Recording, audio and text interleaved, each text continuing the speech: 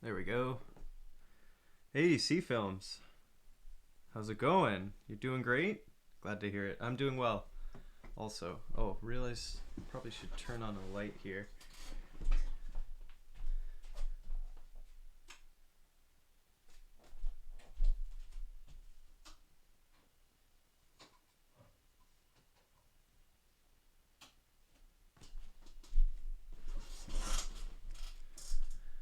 Oh, there we go. How was the holiday? Oh yeah, I on the May long weekend here. Yeah, I went to camping with some friends. It was fantastic. We went to a place along a river in an area called Squamish, BC. It's really beautiful. And then we went on a hike up a mountain. Fantastic. I had a great time. Yeah, then just been slowly working my way towards better tools with my 2D and 3D stuff. And that's what I'm working on today, seeing what I can get going in terms of different viewing tools, if that makes any sense. So let's see here. I've got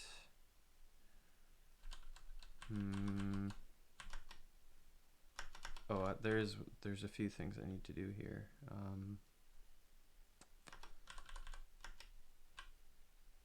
Let me just make sure my head's in the game here.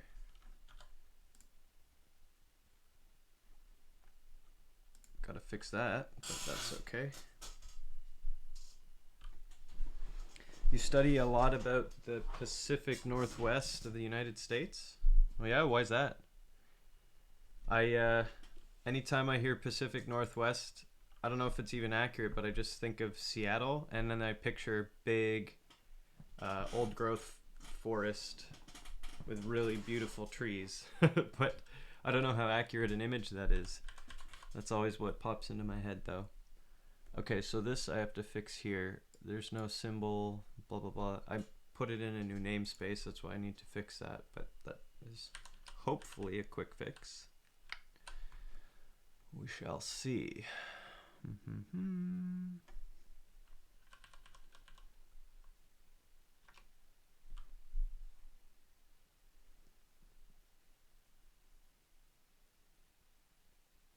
Develop a website, username is short for something. C Films. You like a nature documentary producer, something like that?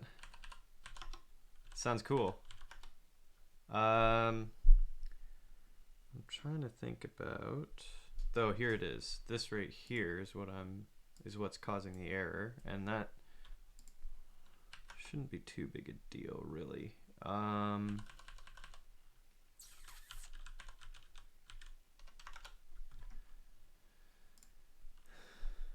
Let's do refer SVG string to elements. I think that's correct. I think that's good. All right, that should be okay.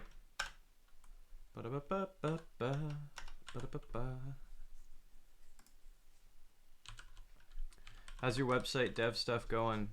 Been doing all right with that lately? Hope it's going well. All right, here we are. So we've got this A thing here. Let me just double check that this tool is working the way I expect it to. It's not. And why would that be? I might have to do this. Load file, source, forge, compile, scad.cljc. Okay, let's try this again. Promising. All right, now let's do this. There we go. Now we've got something with an error, but I'll worry about that later. This, at least, is working, which is good. Your website's going great. Oh, glad to hear it. That's good. That's really good. Nice work. I'm sure I know it's super satisfying to have a project you care about working well. So nice stuff. Right. So today, excuse me, barring other little errors, which I probably should try to fix. I think this is causing a problem. Yeah. Oh, here, see, this is not correct at the moment. I must have goofed something up with the import tool, but I'll work on that a little bit later. What I want to do right now is make this sort of viewing tool for different kind of representation. So FREP, functional representation. So that's kind of the thought. Let's see if I can do something with that for the day. You refactored a quiz made with JS code for a website yesterday. Finishing the last part of the refactor now. Oh, nice stuff.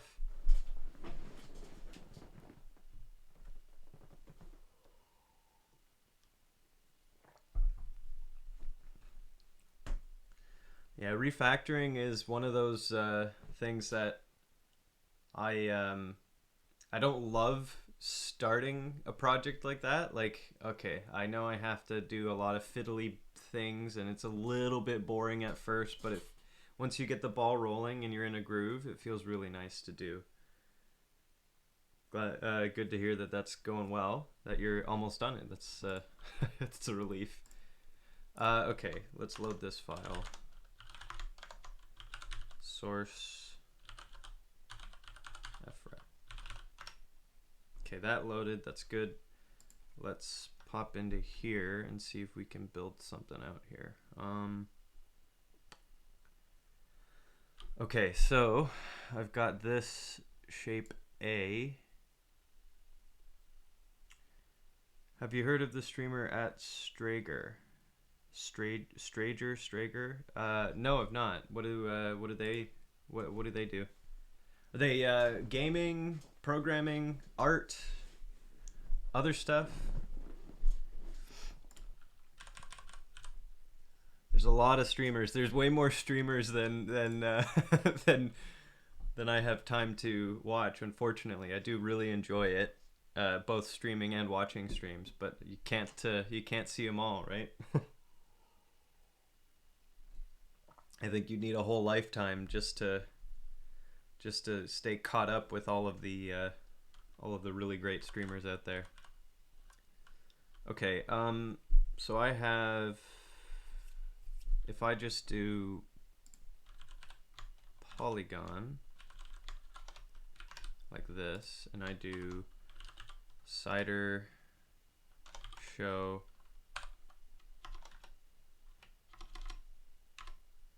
A, I think that'll work. It's a little slow. That's part of the problem. Strager's a programming streamer who reviews and gets people advice and tips on their code. Oh, that's really cool. That's a clever kind of, oh, what just happened? Oh, I know what happened. It's loading the temp file. Oh, look at that. That's it rendered it. It's weird looking, but it rendered. Yeah, reviewing other people's code on a stream like that, that's a really cool idea. I'm sure it can be super helpful for people too.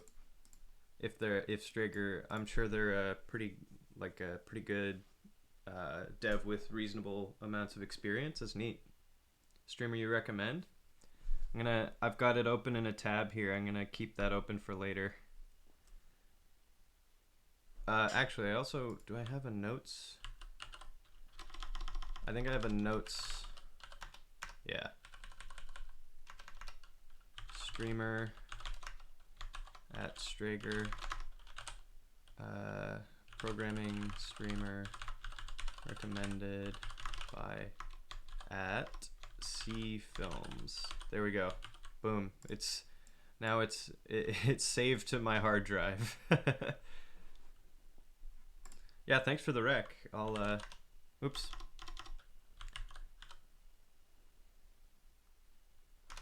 I'll have to give them a look. No, save it. There we go. Okay. Cider show. I don't want it to load in the browser. I mean, that it's not a problem that it does. I just can have it load here. It should now show up. It should render in the REPL when it's done computing. But this is part of what I'm trying to do today. I'm trying to make these functions work faster because they're just too slow. So I have to think a little bit about quick ways to try and improve that. Like, this was just a 2D render. It shouldn't really need to take that long. I also realize, excuse me,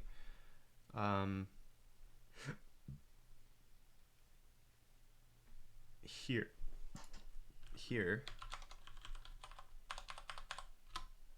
I think that should fill the insides completely.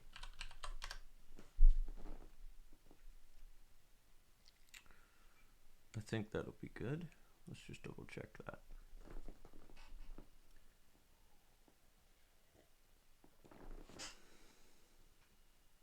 Try to help people out, give them good recommendation of good streams that could help them so they don't have to spend as much time looking for a stream to watch. Yeah, that's always the trick, eh? Oh, I don't know why it nilled out. That's weird. I changed the wrong thing, I guess. Oh, this should be negative. Yeah, that's the thing, right? Too much to see and not enough time to watch. I hope one day I can keep this up enough that I can be on the good streamers list in people's minds, you know? There's lots of room for improvement on my end, but I enjoy doing it a lot, and I do think that I bring some value, and you know, I mean, it's fun. I just enjoy spending time on stream with people. So I think one day, with enough patience and effort, I'll make those kinds of lists. Do you prefer to use individual variables or group them into arrays? I don't know specifically what you are talking about. Do you mean on argument lists?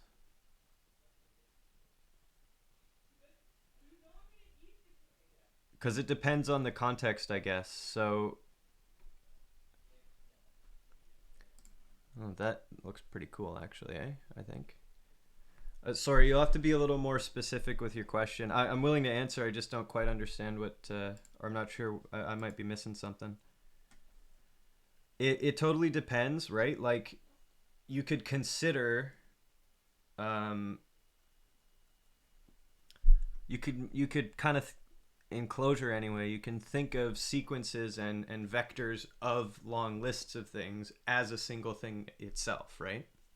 So, for example, I often will do, it's a good example. Here, if I do model, if I go into the model and look at some 2D elements here, I've got, so the point function, maybe this is better. The line function here, if I were to call that, let's do model/line. You have 3 individual variables, thinking if I should put them into one array.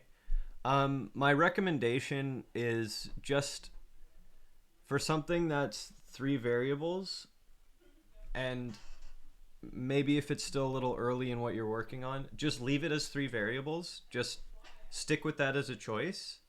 And if it becomes a problem later on, then you can refactor it into an array. But just leave it simple. 3 variables, I think, is totally fine.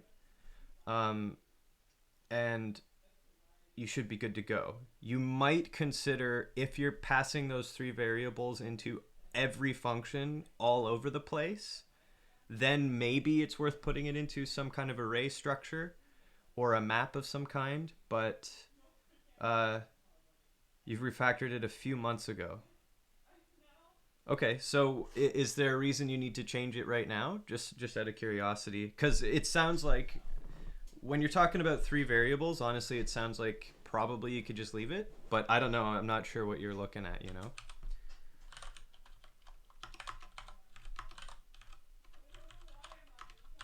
It's like oh, why forge dot model. There we go. Okay, I see. Yeah, in general, refactoring can be a tough thing because you kind of have to juggle. Oh, do I need to change it or should it stay the same? It's hard to know sometimes. If it's working and it's not confusing code to read, I would maybe just leave it be, you know? Like sometimes doing less work is nice.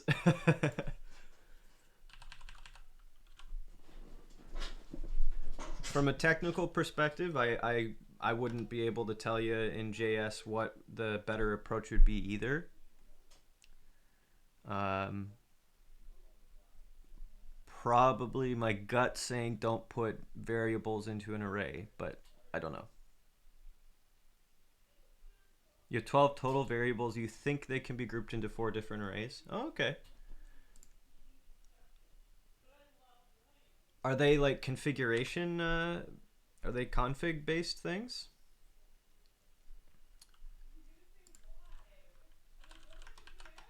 Because if you do notice, so the other side of what I was saying is if you notice a clear pattern, they're for a quiz function. Okay, yeah. Um, if you notice a clear pattern, it might be worth doing as well. Yeah. So the only thing, like the little caveat to everything I'm saying, right, is I use Clojure a lot, and what Clojure recommends in general as a design pattern, if you want to call it that, is uh, small functions that work on small amounts of arguments, and then you just make a lot of functions and then kind of tie the various functions together to get transformations from this type of, like, from this shape of object, an array, to this thing, an array where the numbers are different. You know, you just it's different. So the way I'm thinking through it might not make sense for if you're using, I don't know, CoffeeScript, TypeScript, JavaScript, whatever. It just might be a little bit different. So if you notice a pattern, give it a try, you know, and if it doesn't work, you can always go back to what you had before, right? That's one really good way to learn as well, is try a thing that you think might work and then see if you were right or not. Yeah, you done it? Oh, perfect. There you go. You're good to go. Now the thing is using your library or like using it, testing it, and seeing if it's actually an improvement to what you've done before, right? It could be. Could very well be. All right. I need to create a cider show function that's faster. So if I do time cider show a like this, I want to see how long it takes, and then I got to figure out a way to make it snappier. Pop, pop, pop. I don't know why I'm being so weird about it today, but you know what? I'm just gonna let that be okay. Ba-da-ba-ba. Ba-da-ba-ba-ba. Oh.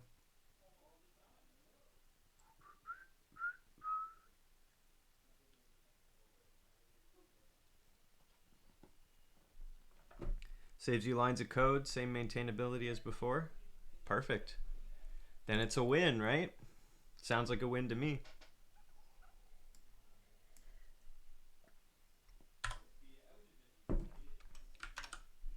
Oh wait, where's the time result? Oh, here. 16 seconds is too slow, for sure. So,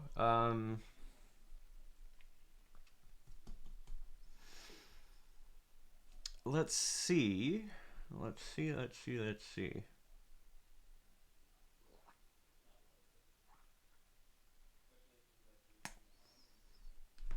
So Clojure is a functional coding language. Yes, that's correct. Clojure is, I mean, if the big keywords about Clojure, Lisp, it's a Lisp language. Actually, it's usually spelled like this, which just is short for list processor. Functional. So you get heavy use of map, filter, reduce, transduce, those sorts of things. Immutable. So stuff like that is under the hood. There's, what's it called? I think it's called structural sharing. But that's unimportant. All it means is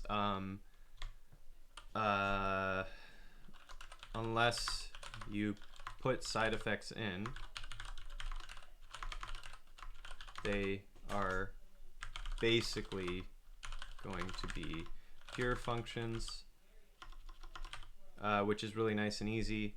It also, because of the good immutability, you get good concurrency / parallel computing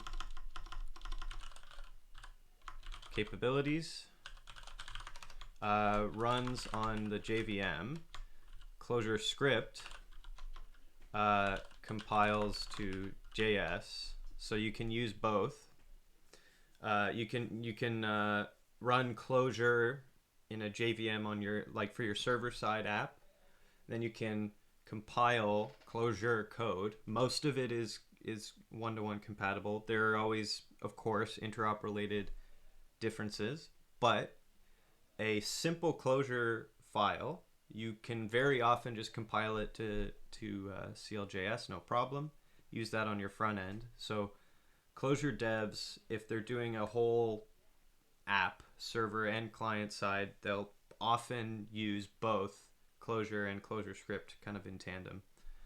Pretty powerful language in my opinion. Obviously I'm biased because I use the language, right? So probably not a language for everyone, but it's definitely very well designed. So can't really go wrong with it. Yeah, so here, let's see. Is Clojure like Elm? Elm, to be totally honest, I don't know much about Elm anymore. I used to look into that a little bit. Elm language. I think, does Elm run on its own JVM? Or does it run... I can't remember. Domain-specific language. Graphics, purely functional. Does it compile to JavaScript? Like it runs... Oh yeah.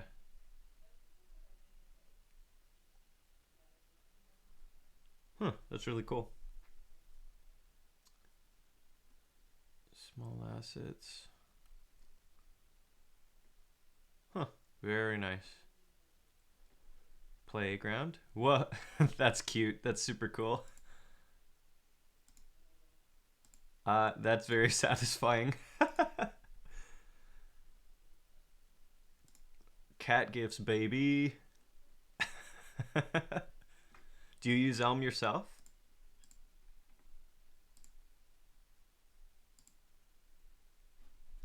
Very nice. All right. Back to my own world here for a minute. I gotta think about how I want to do this.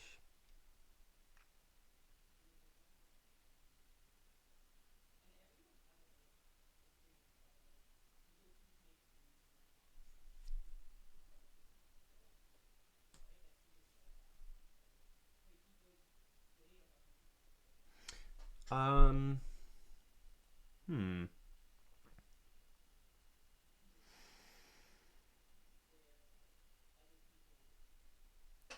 You've not used Elm? Okay. Just heard about it. I've not used it either, obviously.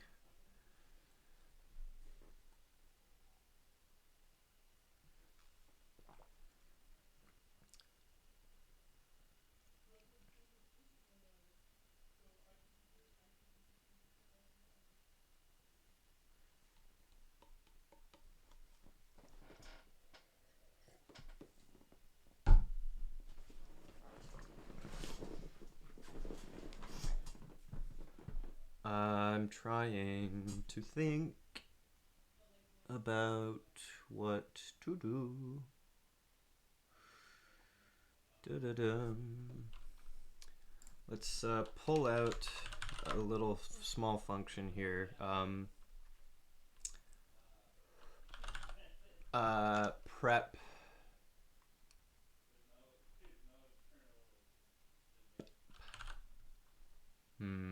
prep grid. I don't know if this is a good idea, but it's the first thing that came to mind, so I'll do it. So we need to pass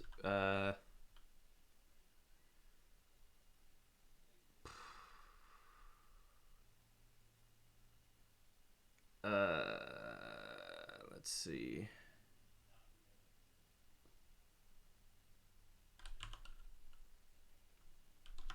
X1, Y1, X2, Y2.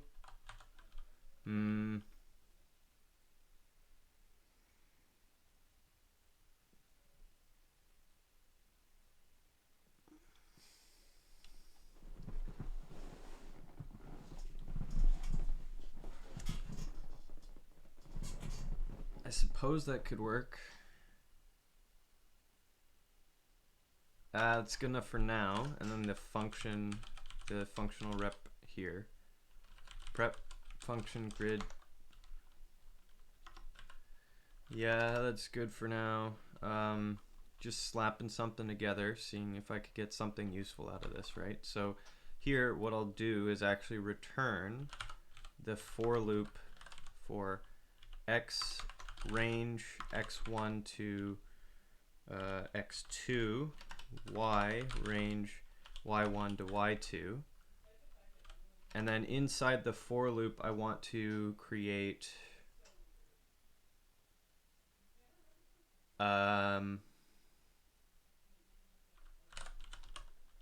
basically it's just going to be, oops, that's gotta, oh, tragic, there we go. Right, it's going to be a vector. No, I should do it like,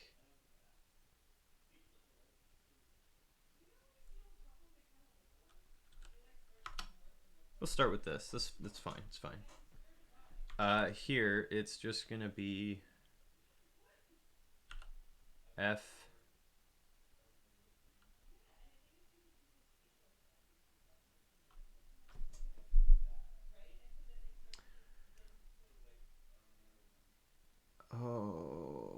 I'm struggling here, I'll be honest.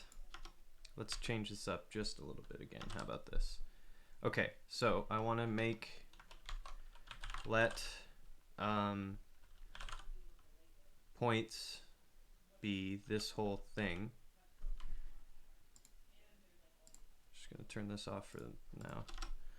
Okay, so points is just going to be this for loop, which I suppose there might be a faster way to do this, but this is going to work for now. So the list of points is generated automatically with that. Then I want to do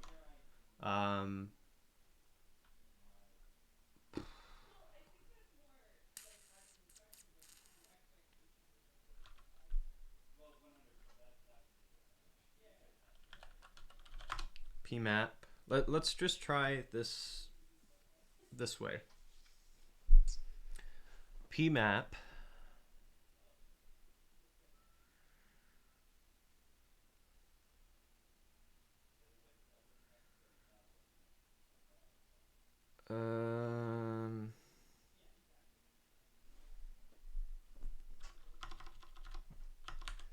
zip map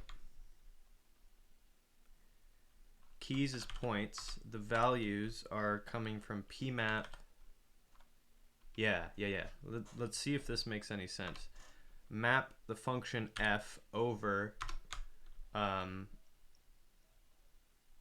points. I have no idea if that's going to do anything useful for me, but let's try. Prep function grid,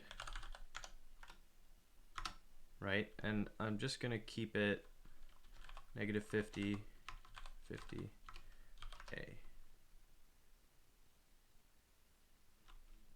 Okay, so that has made a map of points and values, which is good. So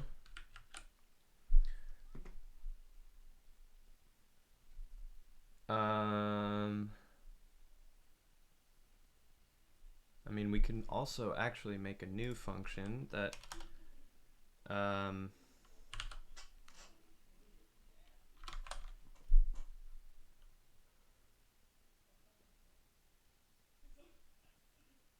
no, let's just go with this basic idea for now. So prep function grid, right? It returned a single map of the 2D position as the key and then a distance as the value. So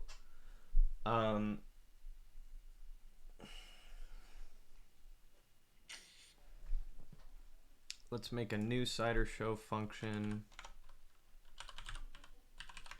like this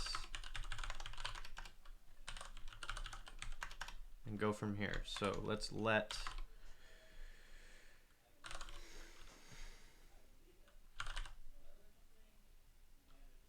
the grid is prep function grid of FREP. So you get the whole grid back. Then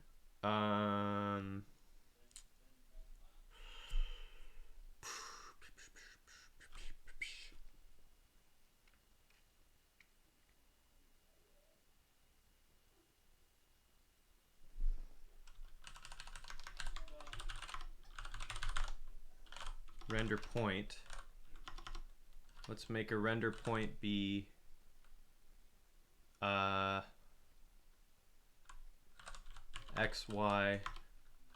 distance. Right, so then with this render point, basically you've got this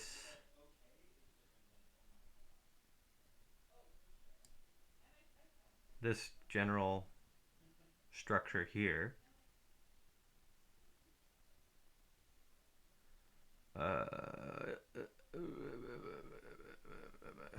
Yeah, something like that. Once again, just kind of going with the first thoughts entering my brain. Figure it out as I go. So point, actually I should do this, point distance. Oh, and to destructure it properly, I need it to be wrapped like that, because I'm going to pass that over the list or over the map, which is going to have key and value. I realize I don't need it to be in a map now that I think about it, but I'll leave it there for the time being anyway.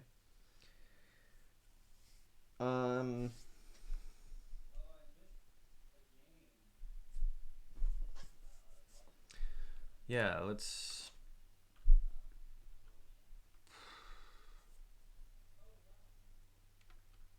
Yeah, so point and distance are both already calculated at this point. They come in there, so A can come quickly from this situation.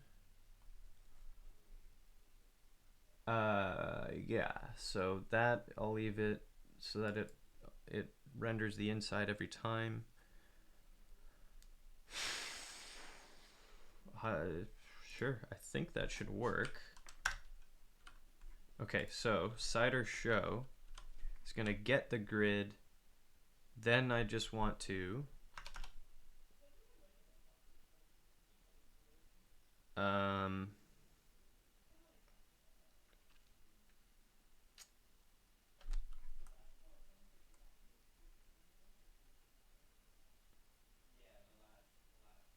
render is going to be basically this, filter sum, where you render, where am I at? Yeah, okay. Render is filter, oops. I don't know why I copied that. I could have just typed it really quickly, but that's okay. Okay, so filter sum over the result of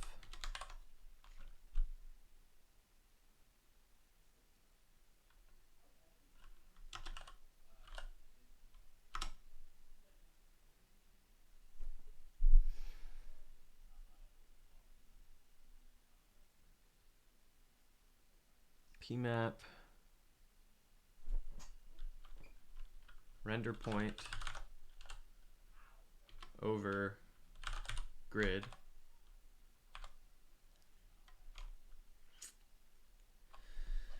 Right, because this could return nil because there's a conditional check here.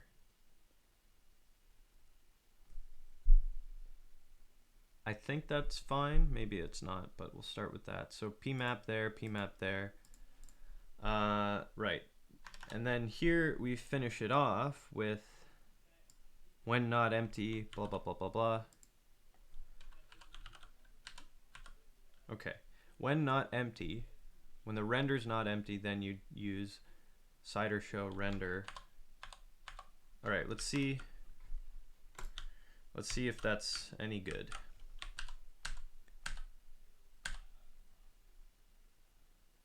Oh, that's not gonna work. I have to actually call this with arguments.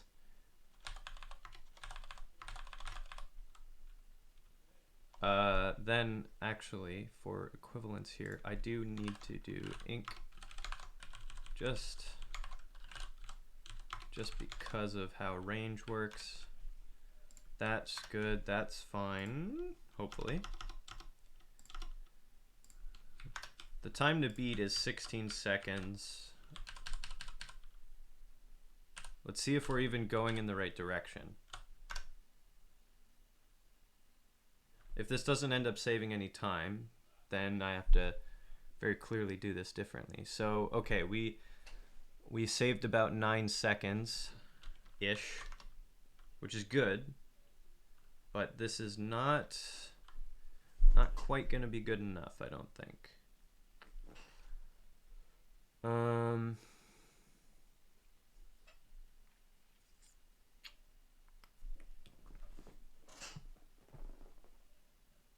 Let me think about this.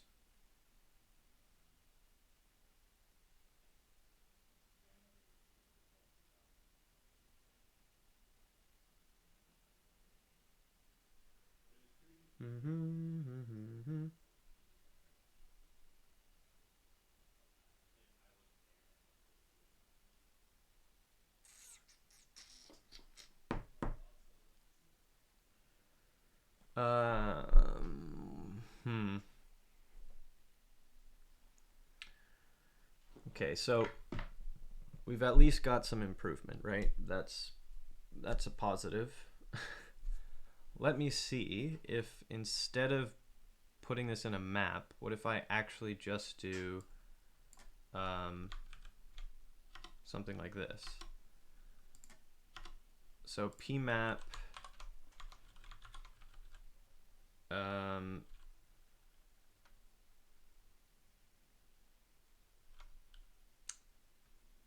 what's the right way to do this? Vec list 1 2 into this.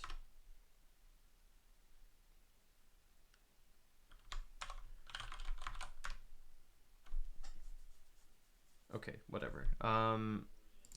Let's do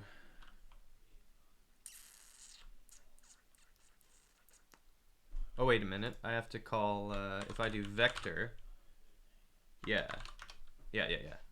So I could do this. Vector. So the points are in a vector already, so I could do this. Vector the point, and then the distance is just going to be f, run f over that point. So that, I don't think that'll actually end up saving time, but it's worth a shot. The one little problem, or maybe it's not a problem, I don't know. I'm kind of wondering if this approach here is less efficient, because I'm mapping twice, right? I'm doing a pmap here, and then I'm doing a pmap here. Part of me feels like it would be better if I made a single function that you could pmap once. Yeah, that didn't save any real time there.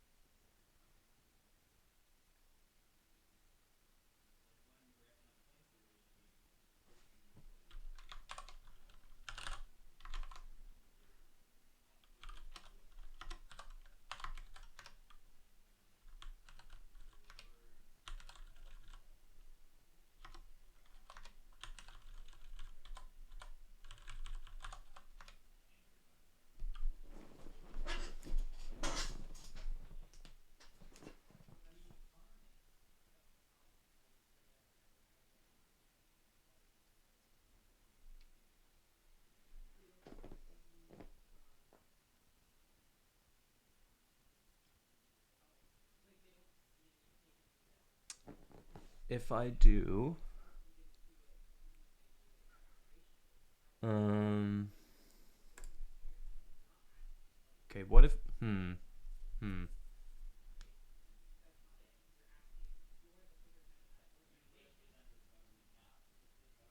Okay, what if I do something like this? I don't know if this will work, but it's worth a shot.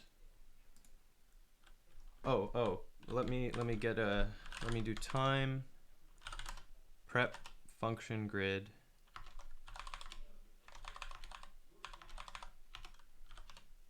Oh, that's bad. It's not, I don't want it to, oops.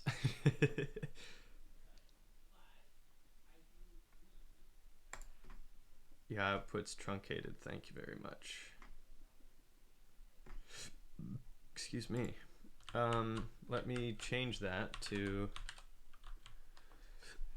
time do that and then do, oh, come on. That was silly again.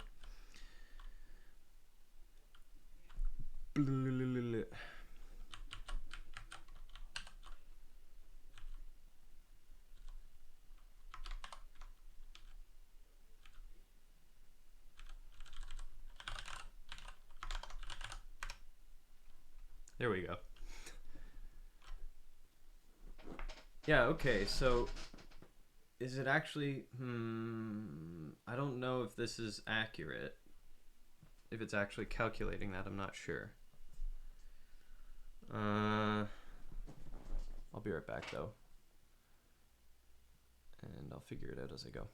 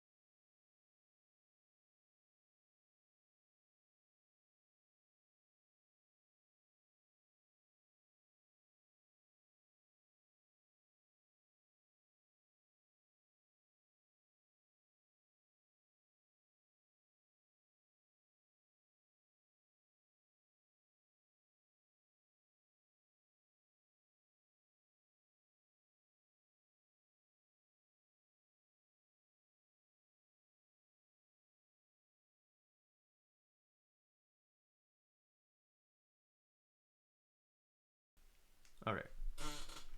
The reason I don't think this is correct is just because I think I have to do something like this to kind of force it to eval. Yeah, there you go. That takes a lot longer. Yeah, 5 seconds, 5.7, close to 6 seconds. And that surely will scale with the grid size, right? Like if I do this, it's insanely fast because it's a tiny grid.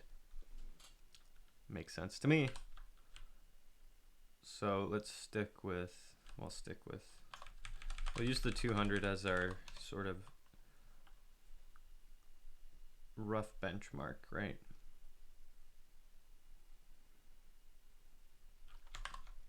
Let me run the function render point, and I pass into it a single point, which is, let's do 100, 100. And the distance, let's make it 20. It doesn't matter what it is. Oh, sorry, I guess it does. There we go.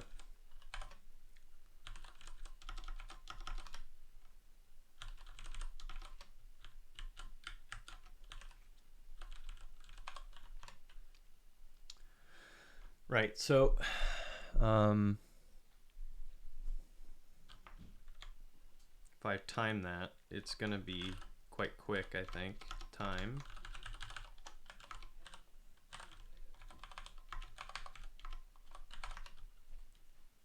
Yeah, so the slow part of this whole thing is the distance calculation, which happens right here in this whole thing.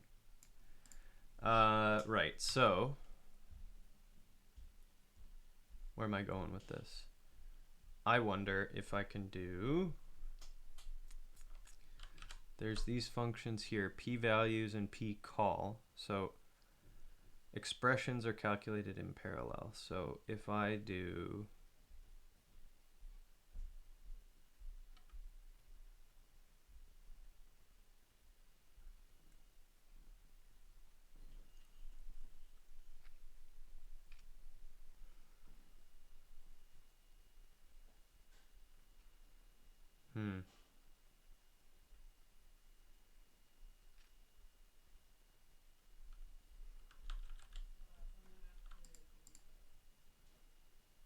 let's try this. If I do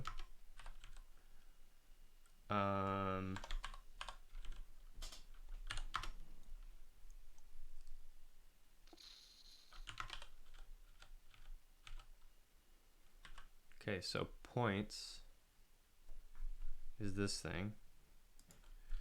I have no idea if this will work. We'll find out. Oh no, let's just do this. Into p-values.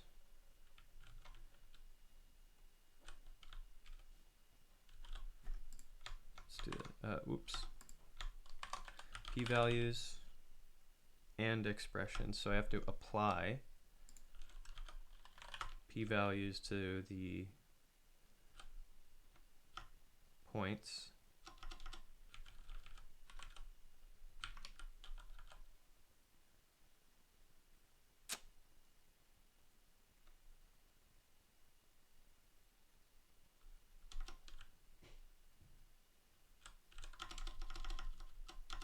I think it's apply that's the problem here, right? Yeah.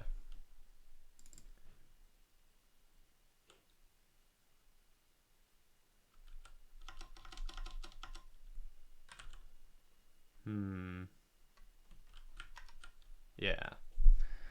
So that's not gonna work. How do you fix that? There's gotta be something, right? What if I do, I don't know if this is gonna, let's eval p-values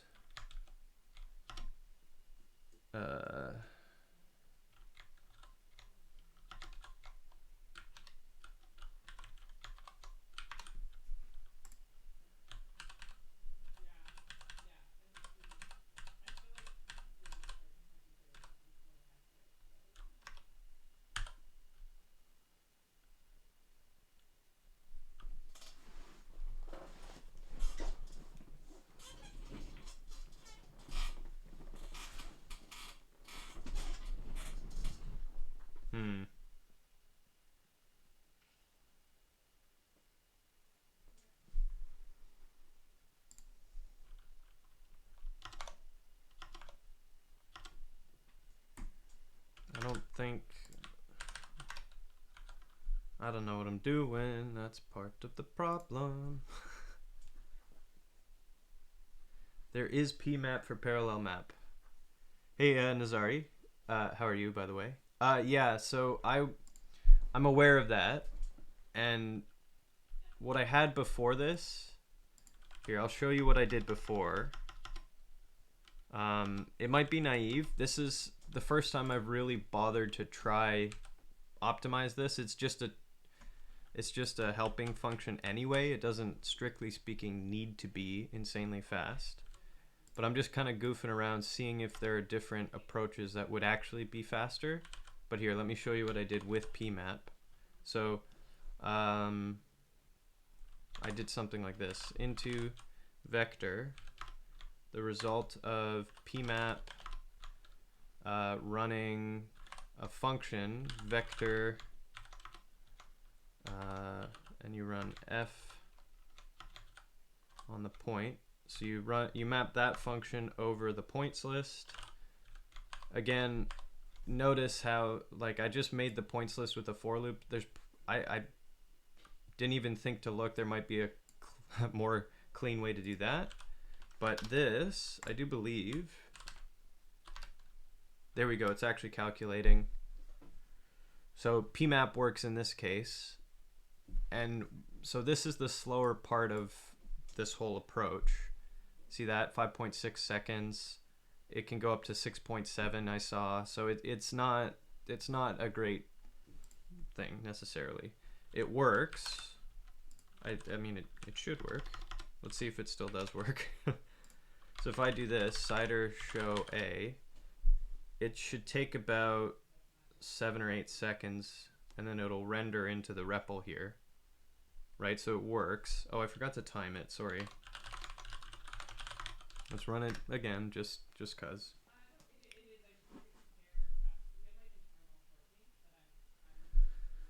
Yeah, so we've got 6.6 seconds on that.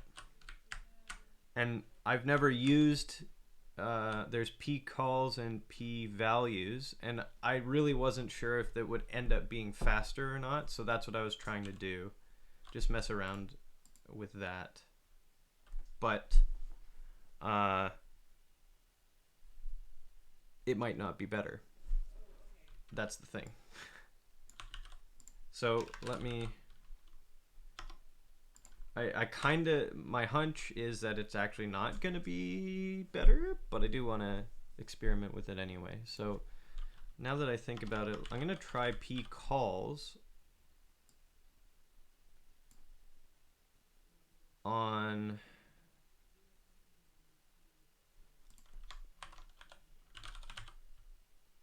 and functions.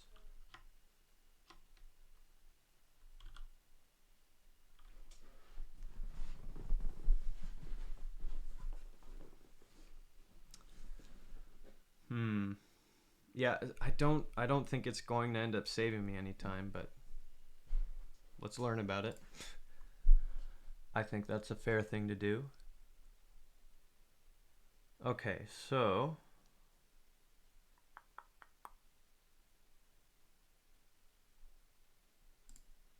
to do this, P calls, I want this to actually be a function of no arguments that returns xy f xy in a vector.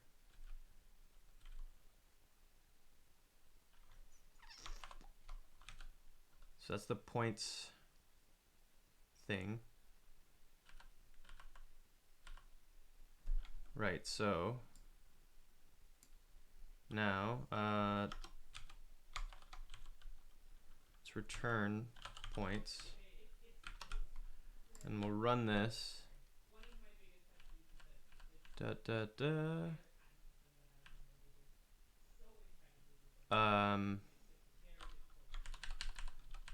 do this. How's everybody doing, by the way? Everyone tuned in? I hope things are going well in general. Hope you're having a good time.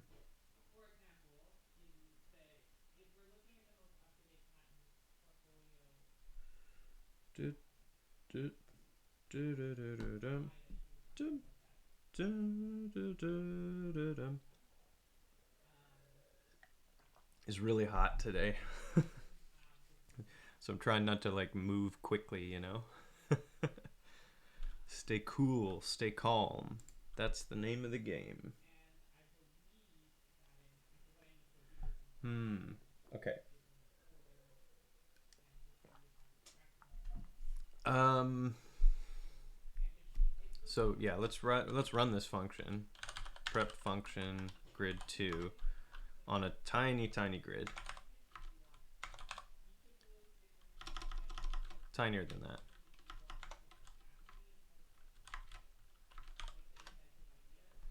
So it is just a list of functions, which is good. But I have to apply pcall to that, right? Like I can't do pcalls on, yeah. And I can't apply it because it's a macro, right? Oh, it did work. Wrong number of arguments passed to FREP union. Well, that's confusing to me. Un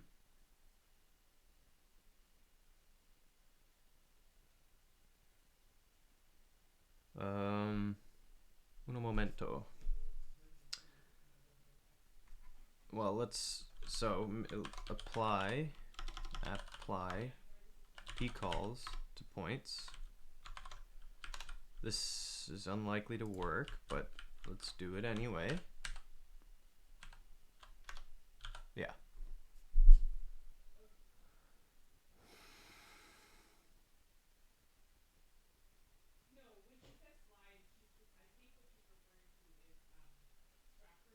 Oh, pcalls.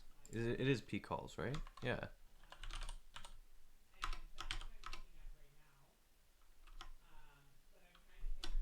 I guess I'm just not understanding this yet. That's all.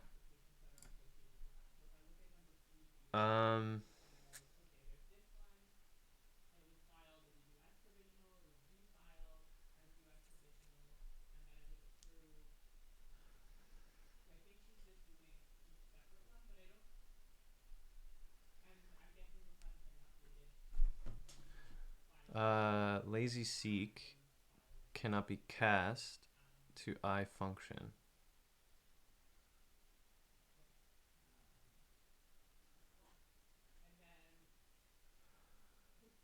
How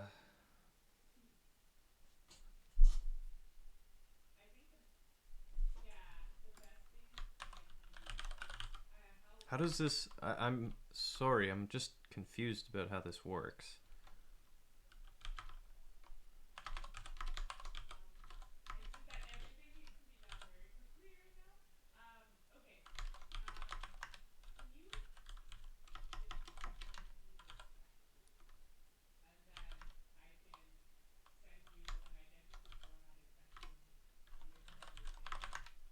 Oh, it's the wrong form. Hey, the liver. Sorry if I got your name wrong. The live R, the liver R. Good question. What made me use Clojure? Any particular reason? It was a bit of a gamble on my part, in the sense that, like an organ, the liver. Cool. Thanks for clarifying. It was I'd say gamble. So I am a self-taught programmer, and so I studied mechanical engineering in my undergrad. So I inevitably learned a bit of MATLAB and a bit of they taught us C++. I wasn't very good. Then when I started getting into the workforce, I taught myself VBA for spreadsheet automation and SolidWorks automation. Then I thought, you know what, it might be good to learn a bit of Python to be able to use things like version control, like Git for files, use a bit of the Python tooling for like math and simulations and stuff like that. So I started teaching myself Python. Then I got into um, a little tool called CAD Query, which is CAD Query. Oof. It's a tool for scripting 3D modeling, built on a program called FreeCAD and built with Python. Long story short, I got really confused with the best way to design object-oriented hierarchies with Python.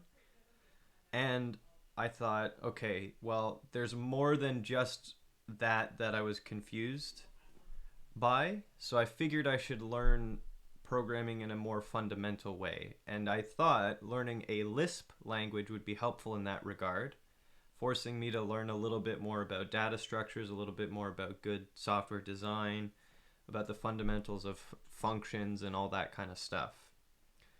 I tried Common Lisp, but it was a pain to set up. Then I heard about Clojure and I watched a few talks, and I really enjoyed the way Rich Hickey and all the other devs who use it explained things, the way they thought about programs. So I really dove in and gave it a try from that, and I've been hooked on it since then. The learning curve is steep at the start. I struggled because I had to simultaneously learn Emacs and Clojure and functional programming and Lisp syntax. It was a struggle initially, but well worth it. And I say struggle, it wasn't ultimately that bad if I think about it. Probably the hardest thing was learning Emacs well enough to use it reasonably. But yeah, that's the thing, is I thought Python was really confusing, the object-oriented stuff. I thought I should go learn more about programming by learning a different language. I picked Clojure as a Lisp language and discovered that it's really powerful. Yeah, you've heard about CAD stuff? Yeah, so I'm working on CAD stuff here. So this function I'm working on right now, I could show you quickly. I have this rendering function here. I hope that answer is satisfactory for you. Do you use Clojure yourself? The liver? Does the liver use Clojure? So what you just saw here is a little bit of a rendering tool that I'm using. The cool thing about some of this stuff is I've got different ways to show.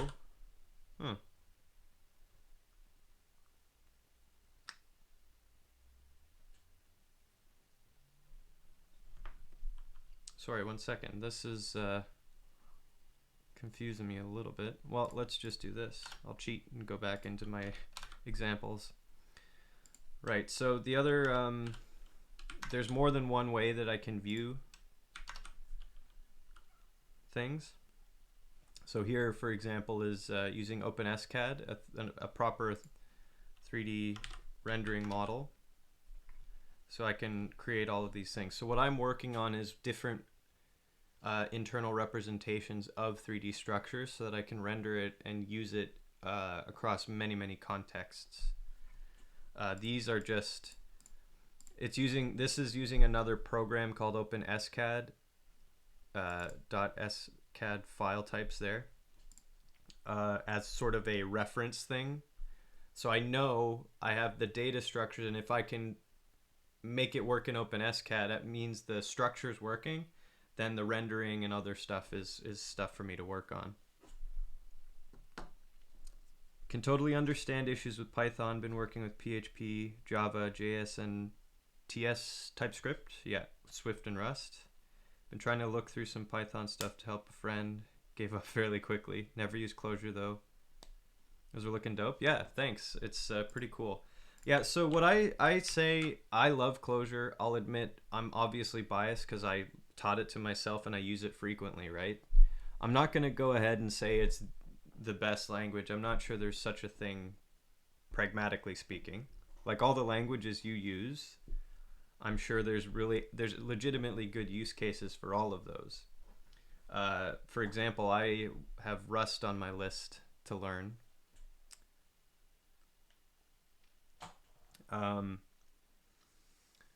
But I do like, if you're ever curious about a Lisp language at all, Clojure is a good modern language to pick. So I'll say that, you know, like if you're gonna learn a Lisp, Clojure's a good one to learn. Not the only one, right? And once you start learning one Lisp, you kind of probably will want to learn a few more. It's a little addictive. Hey Nazari, I like how you've turned Emacs into a custom work environment with literate programming and rendering. Yeah, that's kind of the idea. It's certainly not without its flaws. I will be the first to admit it's not perfect, but it works pretty well, all things considered.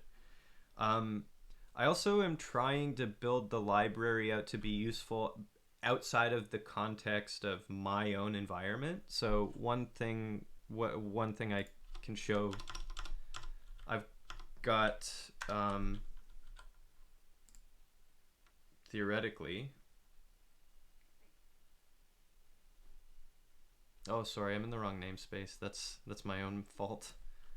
Right, so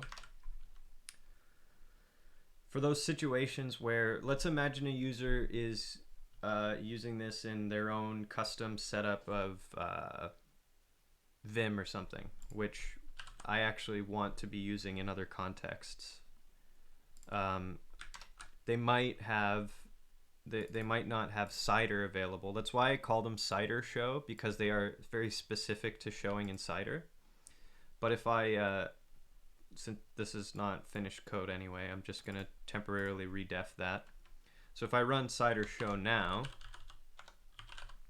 on this here, once it renders it, you got to give it a second because still a slow renderer working on it. It'll actually open it up in a browser for you. So it renders it to SVG and HTML.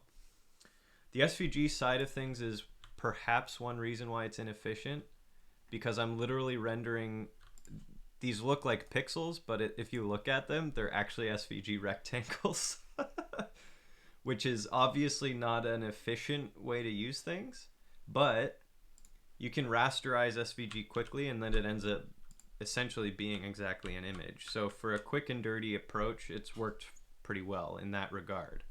The slow part is right here, right? The grid functions. So that's really what I'm focused on. But yeah, the whole point of showing you that is I do want to make it, I want to make tools useful to people who are not using my Emacs literate rendering style, right?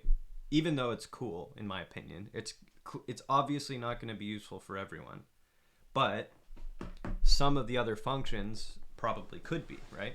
So a little bit of flexibility is the name of the game on this one. Just a question, perhaps a silly one. When you generate an SVG like that and open it in the browser, how heavy is it for a machine to render it? Oh, it's heavy. I wouldn't recommend doing it. That's maybe a little bit glib. If I were to, let's see.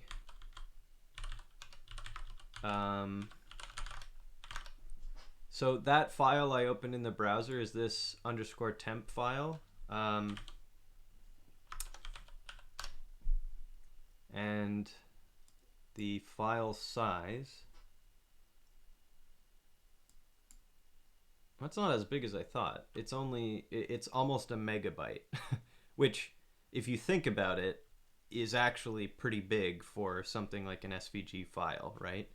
So to be completely honest, the rendering that I did on it there, oh, I'll have to open it again. On modern computers and everything, it'll be fine, but it's just not smart, you know? It's pretty big for a document. Exactly. That's exactly right. there's tons of redundancy, and then it's just, it's so obviously not the quote unquote right way to do it. The reason I did is because I was intending to make this just a quick and dirty tool, and I'm using that just as an experimental part of it. What I'm trying to do is really get to the essence of these things here. So if you look, this here, this render point, is the part that produces the SVG elements. If I just swap that out for something that makes a color value vector, then I can run it through a PNG renderer later, right? Like, it's literally just, I had that available and I wanted to see something, so I threw it together, right? It's working for small inputs. It's fine for some definition of fine right now, but it's obviously not a permanent solution. And that's one of the reasons why I'm looking at it today, you know, just to wrap my head around the limits and stuff like that, you know, try to improve the things that I need to improve.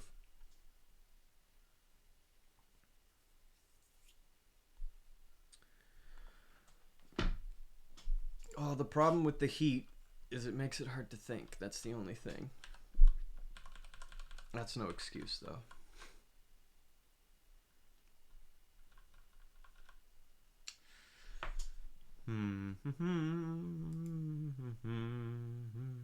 I wonder...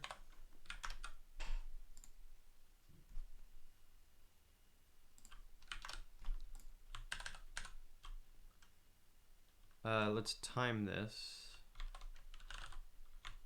I think it might slow it down a little bit, but that's okay. What I've done here is change this R value so it has a sort of haze over it there. It doesn't, I mean, it does add about a second to it there. It is for me as well. If the room temperature is not just right, I'll have a huge issue to focus properly.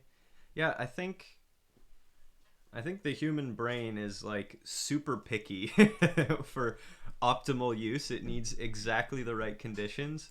Anything else is just lowering your int stat a little bit. But here we are, living and working in the real world. It's not perfect all the time, so I got to do my best. Although I do admit to wishing it were at least a couple degrees cooler. That's okay. Here I am trying to fix this, trying to make it work. And the first thing to do is fix that call style there.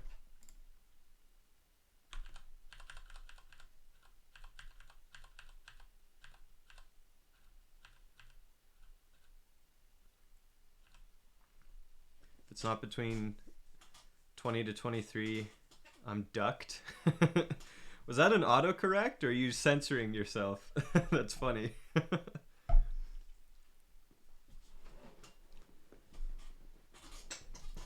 I guess you're censoring yourself. So for what it's worth, I personally don't swear often. I do swear.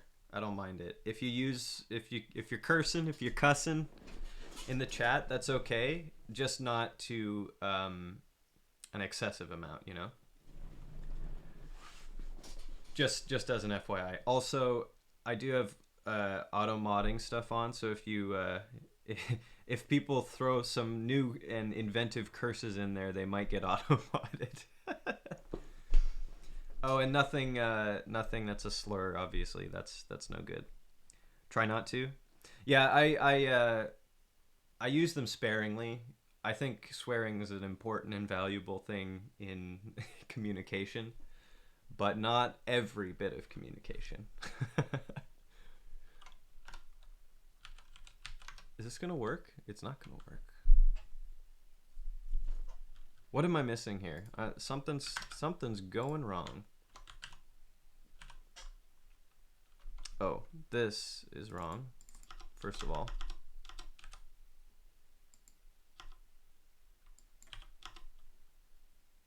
I always forget how to hard delete these things. Hey, that worked. Kinda, anyway. Swear bit, usually in the right context. Yeah, it makes sense.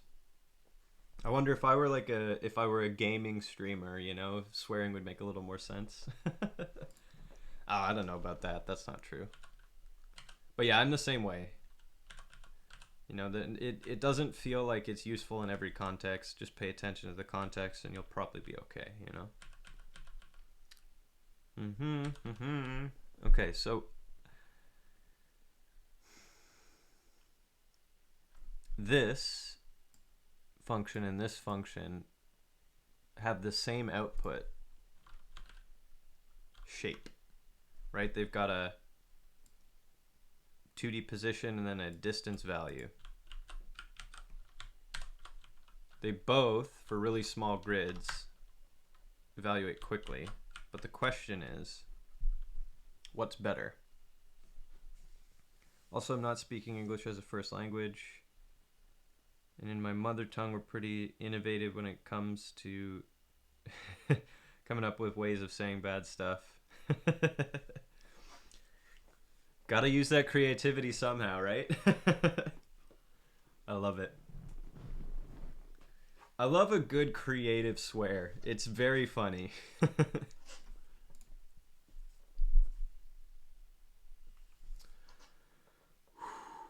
All right. Let's see. Let's put this bad boy to the test, huh? Let's just pop a little 2 in there. Go back up to the time call.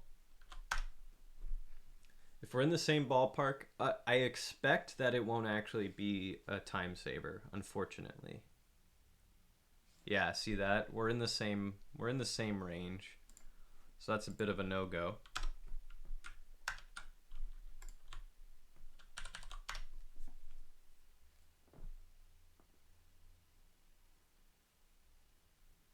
Yeah, in Polish, there are a couple of swear words when used with the right accent can mean totally different things. Oh man, those are always the riskiest things.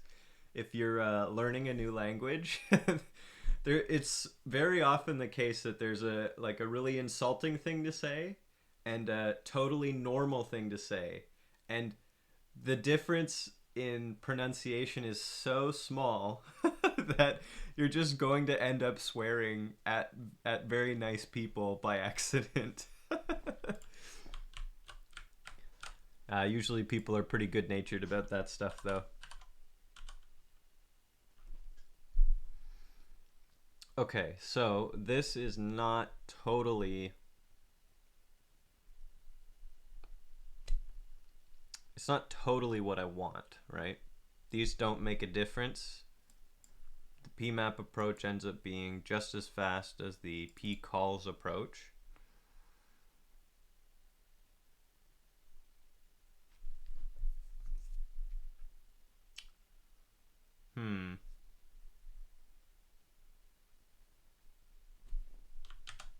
Let's poke around. Let's close this. Let's poke around here a little bit. And let's just see what time I've got left. I have to keep this one a little shorter today, I think. But that's maybe okay.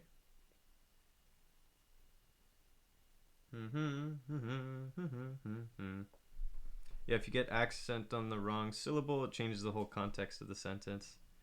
Ugh, communicating, so difficult. It's okay. Well, I'll tell you this much: your ability to communicate in English through the chat is no problem whatsoever. So at the very least, you're doing okay on that front. Which I'm sure you don't need me telling you, obviously. Okay, let's have a look at what futures can help with here. Spoken language your spoken language is not as good as your written language. When it comes to English, I guess you mean? I guess that's fair. They're quite different skill sets. I would imagine, though, that with practice and with the right people, you're probably totally fine speaking English too. That's a complete guess, but I'd be willing to guess that you're not as bad as you might think. Okay.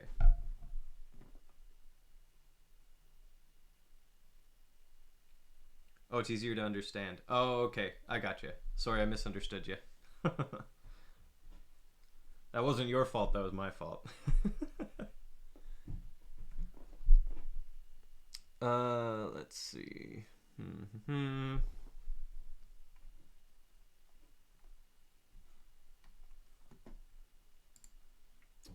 No worries. Oh, great. No worries. No worries. Love it.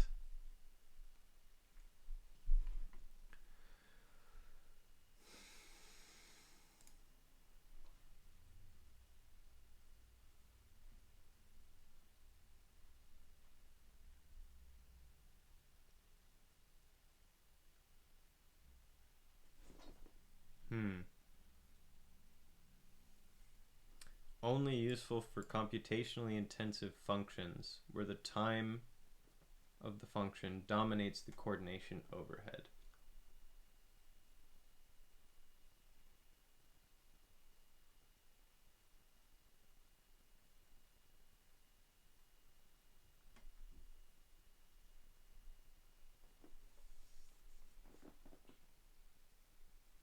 Gotta go. See you some other day.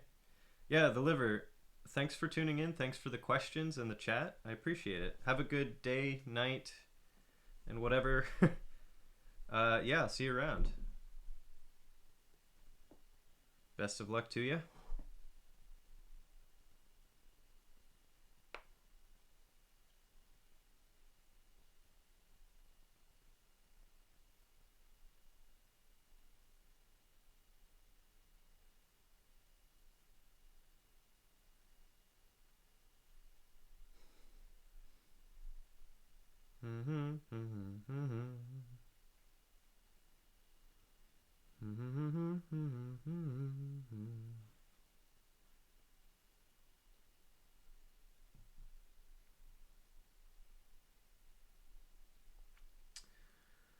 Okay, getting tired from the heat. It's okay. It's okay.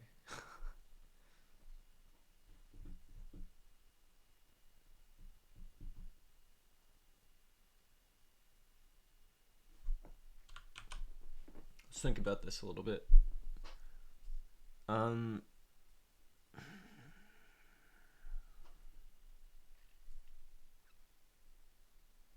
Suppose one thing that is actually helpful here is that I've pulled out point rendering and grid prep, and I can think about those as independent sort of things. That I think that's a good thing, but I actually, maybe it's not. Maybe it isn't helpful to do things that way.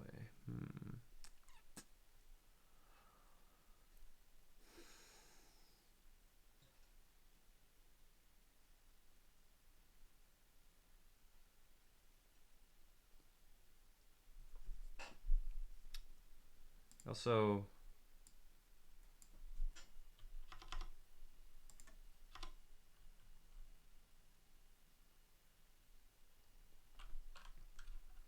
don't need it to be that way.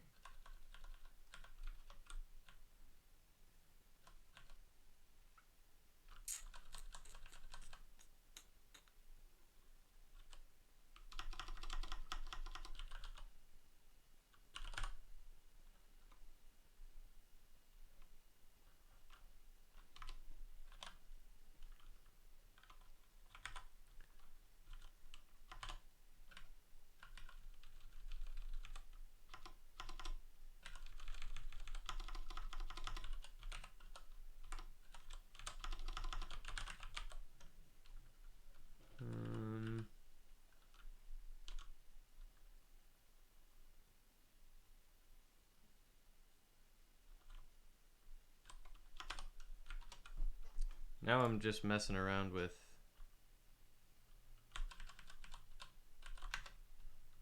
stuff for no reason. Hmm. Uh-oh. Nothing showed up. Let's bump this radius up.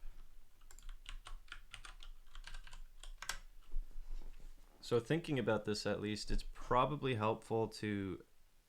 It probably is helpful to have these things be separate. Oh, if distance is less than 0... Oh, this is the wrong thing to change. I need that to be 1. It's this. Oh, yeah. Here. Fill. I can... Right, I could just do this, is what I meant to do. I was fiddling around here, wondering if I could get a different sort of render output. And separating out the render point thing here, I could actually make the show functions... Oh, that didn't work.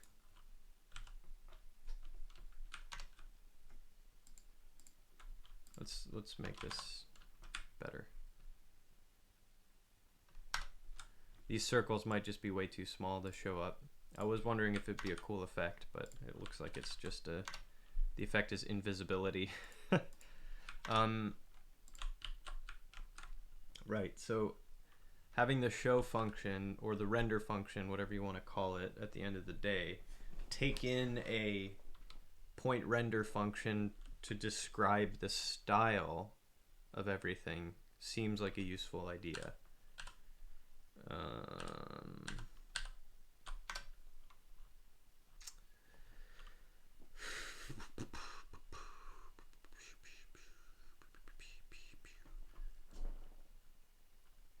Okay, so they're just these circles are too small.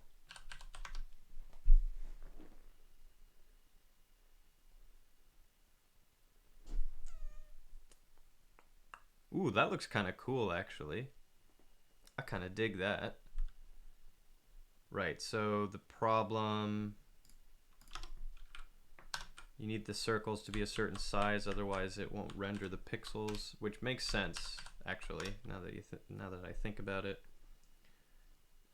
I need the circles to be bigger. Yeah.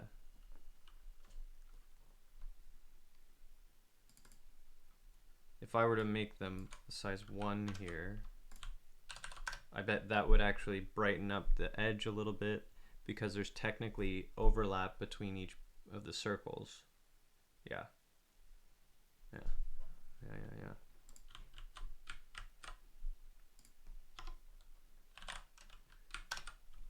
See, this is actually turning out to be a useful separation, at least for 2D functional rep rendering. Yeah, see, that doesn't look good. So let's change this back to a rectangle.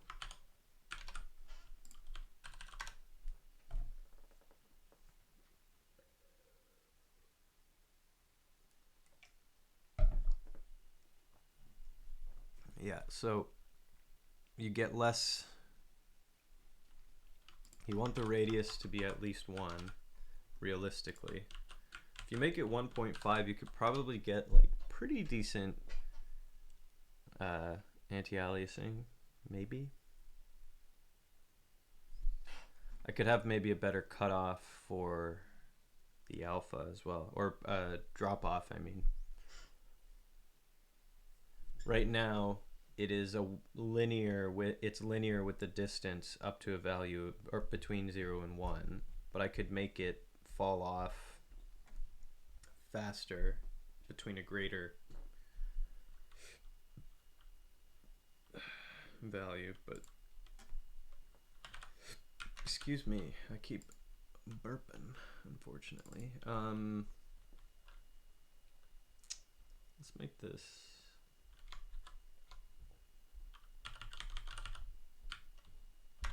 like that. I wonder if that... Oops.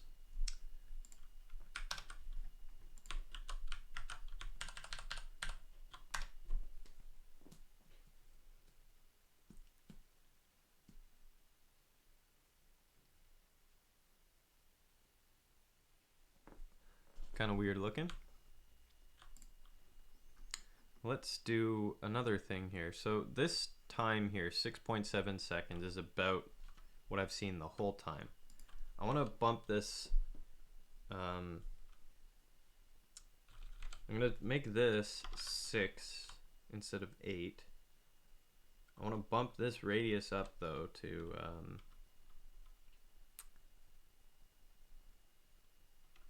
180. And that I wonder if that'll take longer. It probably won't take much longer because the grid size is the thing that mostly does the bottlenecking. I was wrong. That slowed it down. That took twice as long. So obviously not great.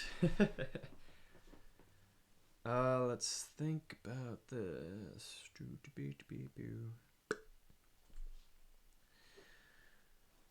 I think I'm gonna have to learn like proper core async to be able to do this the way I want to.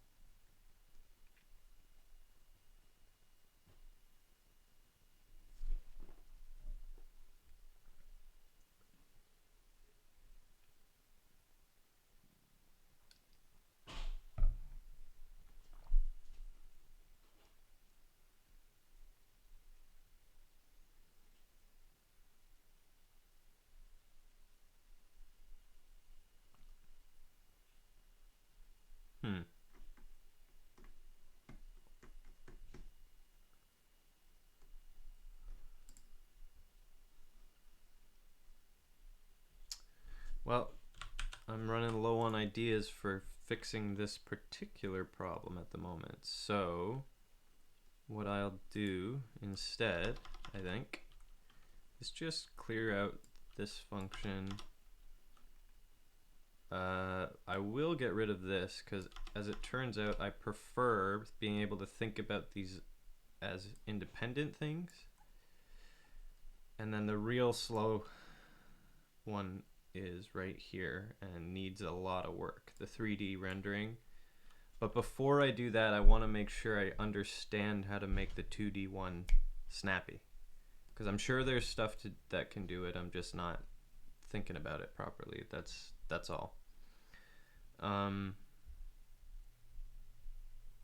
Yeah. So let me now do this just for a minute.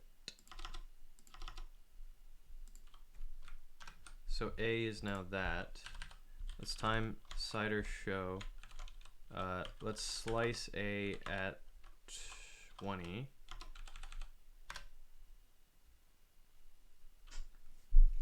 I wonder if this is actually a good idea or not. Oh, it didn't work. Slice A at 0.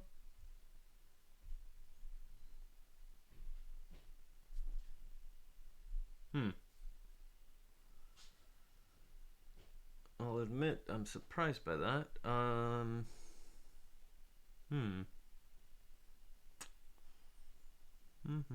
Why would that be?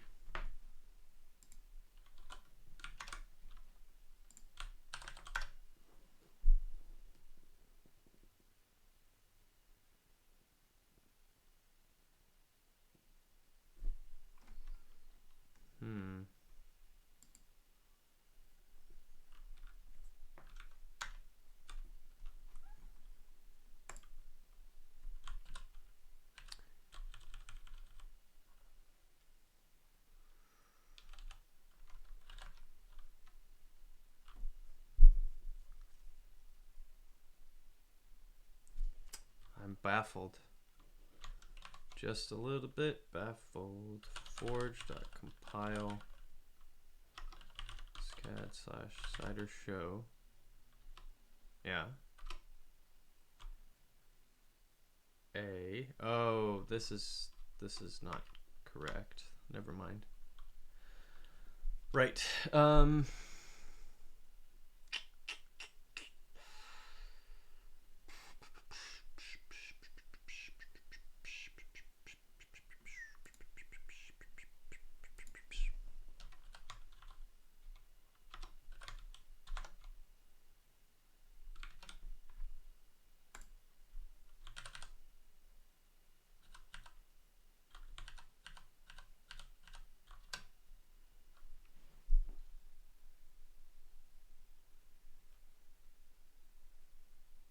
Yeah, that still works. Why not?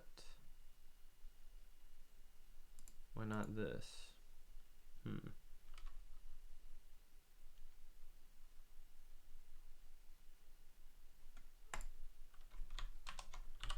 Well, let me do something like this then instead. I don't need that. Let's. A is 3D. Def B. Take A. Slice it at 10. Right, so B should now be a function of, yeah. So if I translate it this way,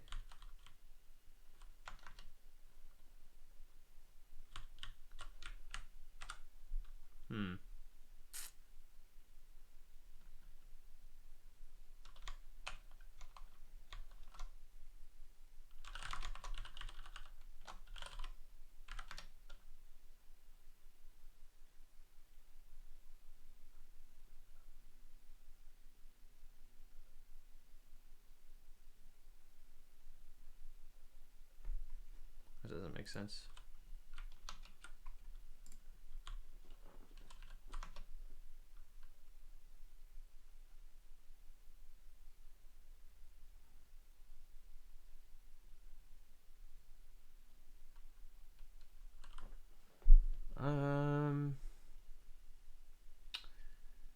I have just unfortunately really confused myself.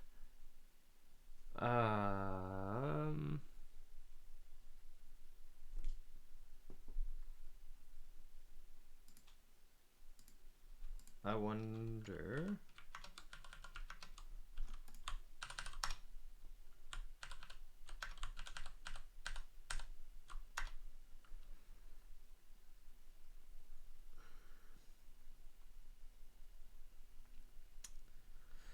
Okay, so we're back to things not working the way I expect.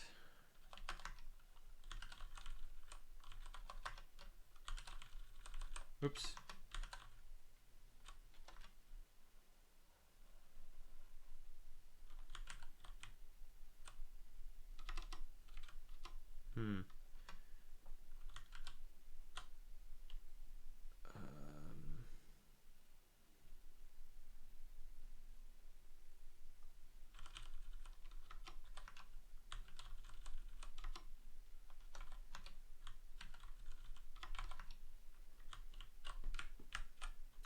Yeah, there's no point at which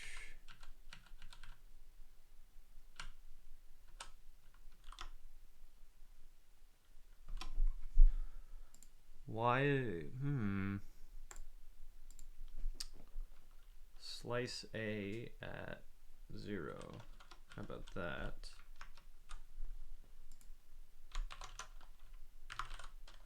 Oops.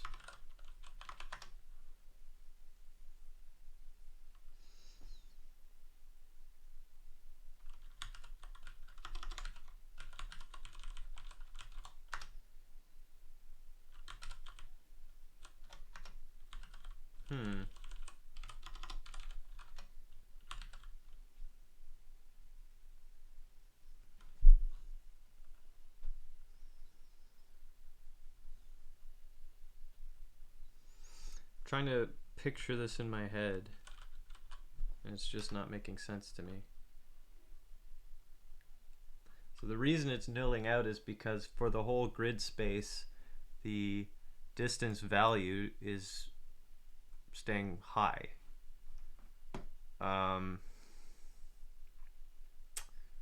Yeah, so if I change the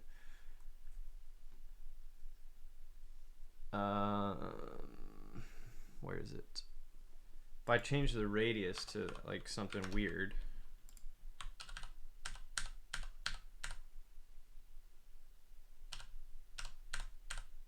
and try to render it that way, wonder what it'll do.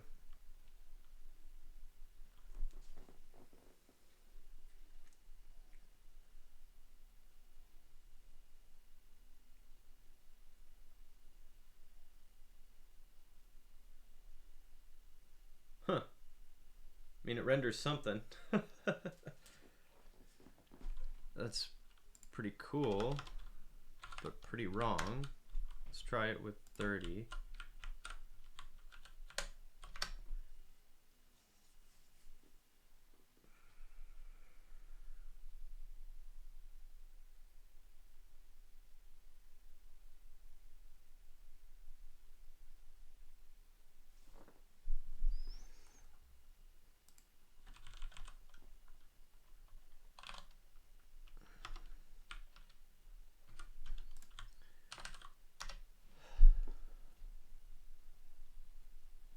Maybe the slice function's not working the way I expect it to.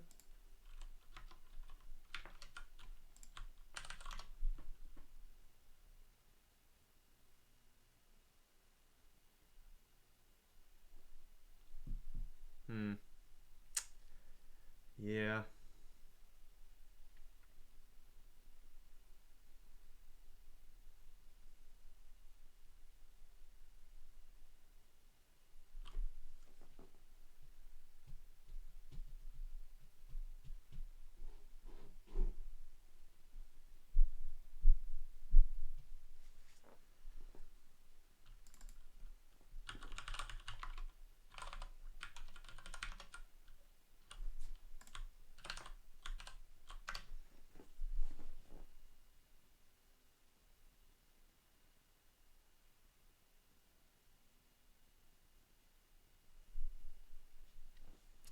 Okay, so it works with extrusion, but it's not working with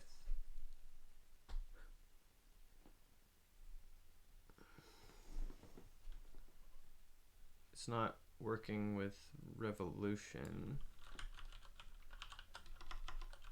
unless it is. No.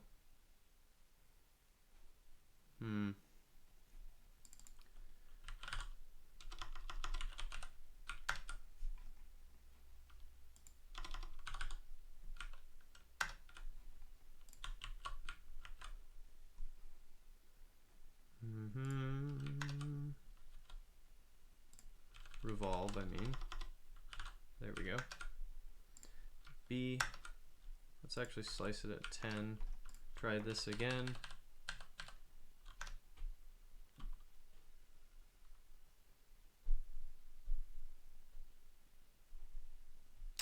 Yeah, I'm not getting it. Okay, I gotta leave some notes for myself here. Tried P calls and it has similar performance to the PMAP approach in FREP function grid.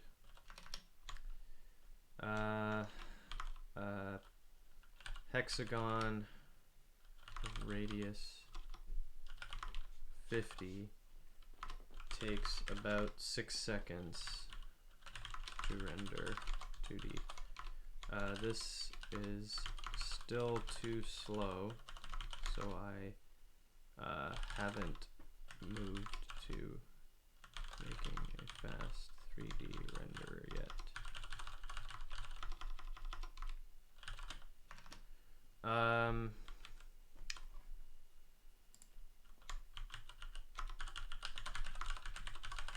Sign distance field efficient rendering.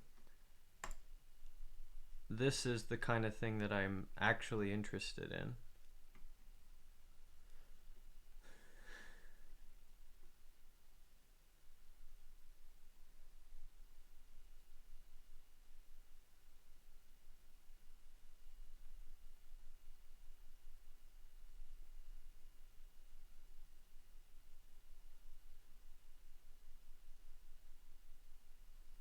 This looks pretty cool.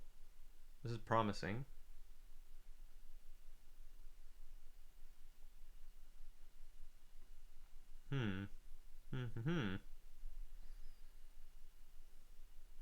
What is SDF Atlas?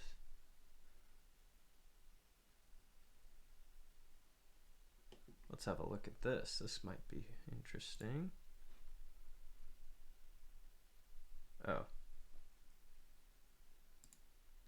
WebGL fonts, of course, yeah. Yeah.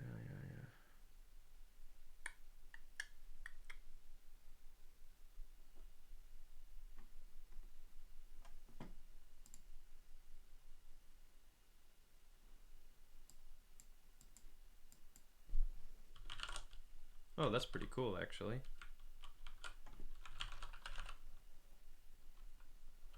Not bad.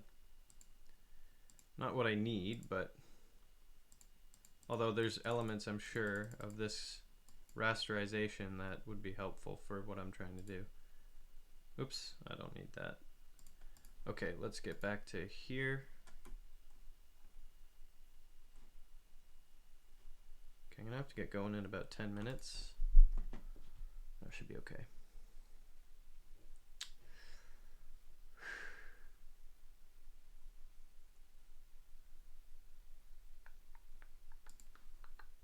I'm not sure this is exactly going to be helpful. I think the concepts here would be more helpful. Hey, Martin, how's it going?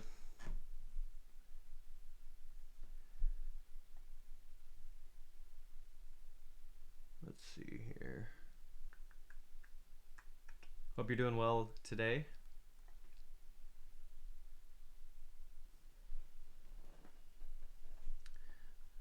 I'm trying to gather notes and ideas for how to improve my 2D rendering approach here because it's too slow. You're doing good? You got your first vaccination shot yesterday? So far, no issues. I am glad to hear that. I am happy for you. I hope it went smoothly. Like I would imagine probably they're fairly well organized, and it was pretty straightforward for you. That was my experience. When I got mine, I've had it felt like a little bit of muscle pain right here, but other than that, I was pretty okay. Maybe felt a little bit tired. The problem with that is sometimes I am tired anyway, so it's hard to know what's what. Very well organized, very pro. Oh, that's great. I love when there's good care and attention given to that sort of thing for like the public good, especially. You know, it's really nice to see. Well, that's great news for you. I'm happy for you.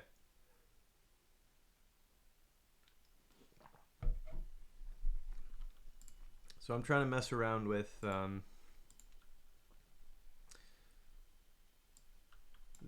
few things here.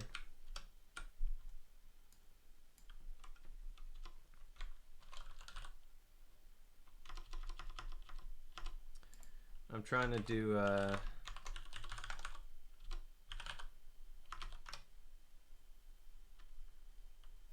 little bit of in REPL rendering. I'm trying to see how I can make it actually faster and whatnot, you know? Also, this looks ridiculous right now because of me changing the settings around, but that's okay. Set the radius to 3 actually, and this fill, I actually do want it to be none. It kind of looks cool.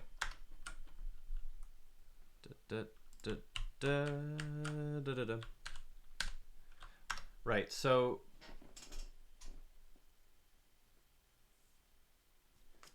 I started this stream, so here we're at, this shape is pretty straightforward, pretty simple, right? It takes 6.7 seconds. That's been, I mean, obviously you can't trust a single time measurement, but every time I've run this, it's been approximately in the 6 to 7 second range. That's just not going to be fast enough. For hacking and me being a little bit patient, it could work in some cases, but as soon as I try to extend the idea to a 3D renderer, it just is way too slow. It's going to be 6 seconds ish times the number of Z layers I want to check, right? You have to, I'm slicing along the Z axis to get the the values of the distance field in a volume, and that's just gonna take way too long. If I have a grid that's 200 by 200 by 200, that's how long it'll take.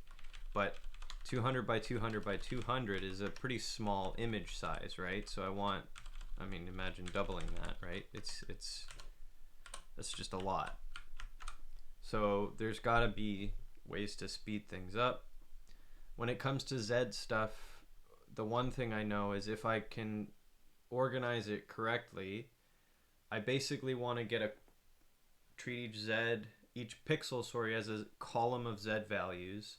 Start at the one closest to the user's eye, so the highest Z value, and stop as soon as you get a distance less than a certain epsilon or a certain radius, and then don't check any more behind it, because it means everything else behind that pixel will be occluded anyway, so there's no point checking anymore. So there's a stopping criteria for Z checks, which is good. The worst case scenario is you go through every Z column and you never hit the target at all. So that's when it'll be the slowest.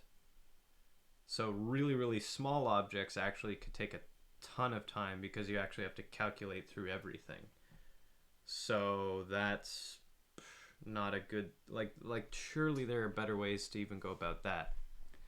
Anyway, the first and simplest thing I tried was a PMAP situation over here, and that, I mean, it doesn't really help all that much. So if I just turn it back into a normal map, I'll get the same result, but if I run this timer now,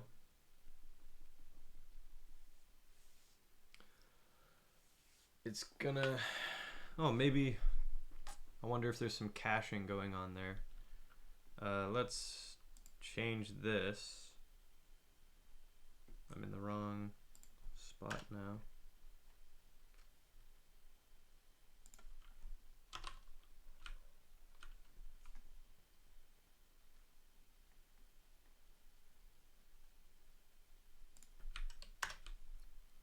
Let's just reevaluate these things just to be safe. Are you familiar with thing/geom library? I know of it. I've not used it yet. I wonder, do they have good rendering tools like this? I'm sure they do. I'll be honest, part of me not trying to learn it yet is because I don't necessarily want its ideas to totally influence how I'm designing my library. There's a lot of overlap when it comes to things, but there are some distinctions. Mainly, I think thing geometry it seems more like it's geared towards generative art and game-related rendering sorts of stuff, whereas my intent is a little more CAD and design related. So I was a little hesitant, but I am more and more, it's crossing my mind that maybe I should have a deep dive into that, see what bits are worth learning from, that kind of thing. There might be stuff I could use. It's everything in the kitchen sink. See, that's honestly another reason why I was a little, like, when I looked at it first, it just honestly intimidated me. I had no clue where to start, no idea how to use it. So maybe I just have to get over that fear and have a look. It's got everything in the kitchen sink. See, that's I think that's a plus and a negative in some cases. But I do know it's got all kinds of cool stuff in there. I'll have to look. There's a user on Twitter that I follow and see stuff from. It's all literate in org mode, right up my alley. All right, you sold me. I'll have to give it a good hard look. That sounds fantastic, actually. There's a user on Twitter, Jack Rusher, I think his name is. He is like a generative digital artist kind of person. I don't know everything about what they do, but I occasionally see them post code snippets and they use geometry. Yes, Jack is cool. So from what I see, yeah, super cool. Totally agree. I don't know him that well, and I'm just going to assume that his coolness on Twitter extends into real life too. So, um, right. But I saw a snippet of one of his generative things, and it had three geometry and or not three, sorry, thing slash geom in there. So it might be that it might be time to incorporate some of those things.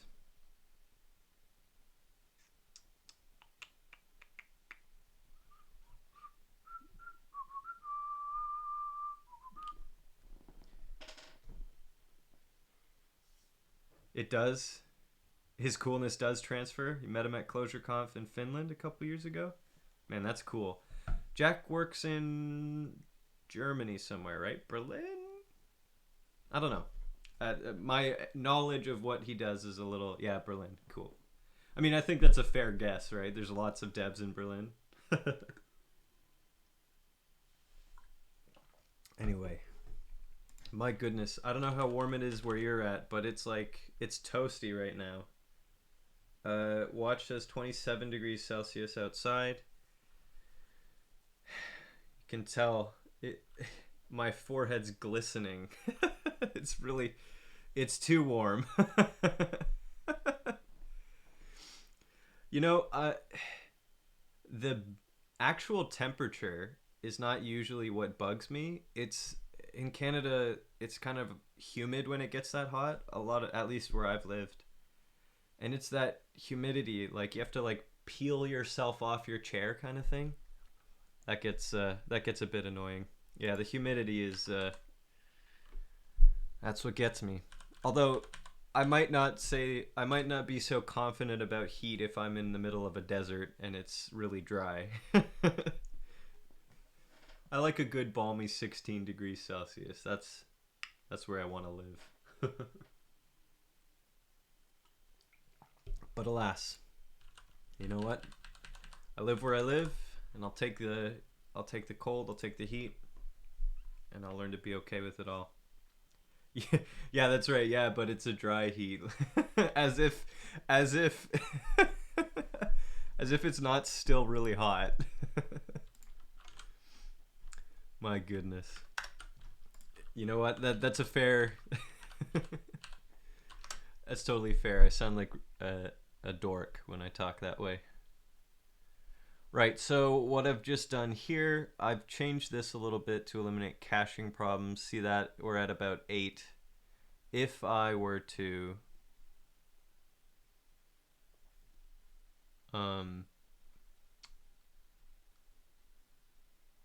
just thinking about one thing for excuse me for a second here.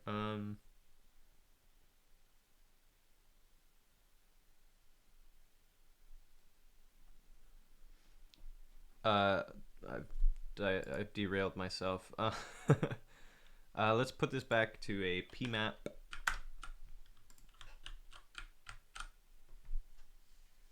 It was not mocking. It's a movie quote. What movie is that from? So I've heard that, and it is funny. Aliens. Oh man, I'll be honest. Never seen Aliens. I it's probably not true, but I feel like Bill Paxton, rest in peace. Good old Bill. I think Aliens is so it's like right around that period of time where I don't know, I think my parents might have still been like you can't watch that kind of stuff. Or maybe it just totally passed me by. Maybe I was playing too much Tony Hawk Pro Skater or something like that. I actually should watch it cuz the Alien franchise is it's fascinating sci-fi to me at least. It is mandatory. You know what? I'll put it on my list for this weekend. How about that? Genuinely, I could watch it this weekend.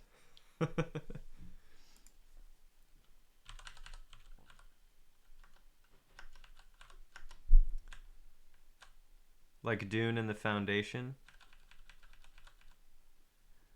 Isn't Is the Dune movie actually any good though? So I've read the first novel in the Dune series, and I was not compelled to go watch the movie.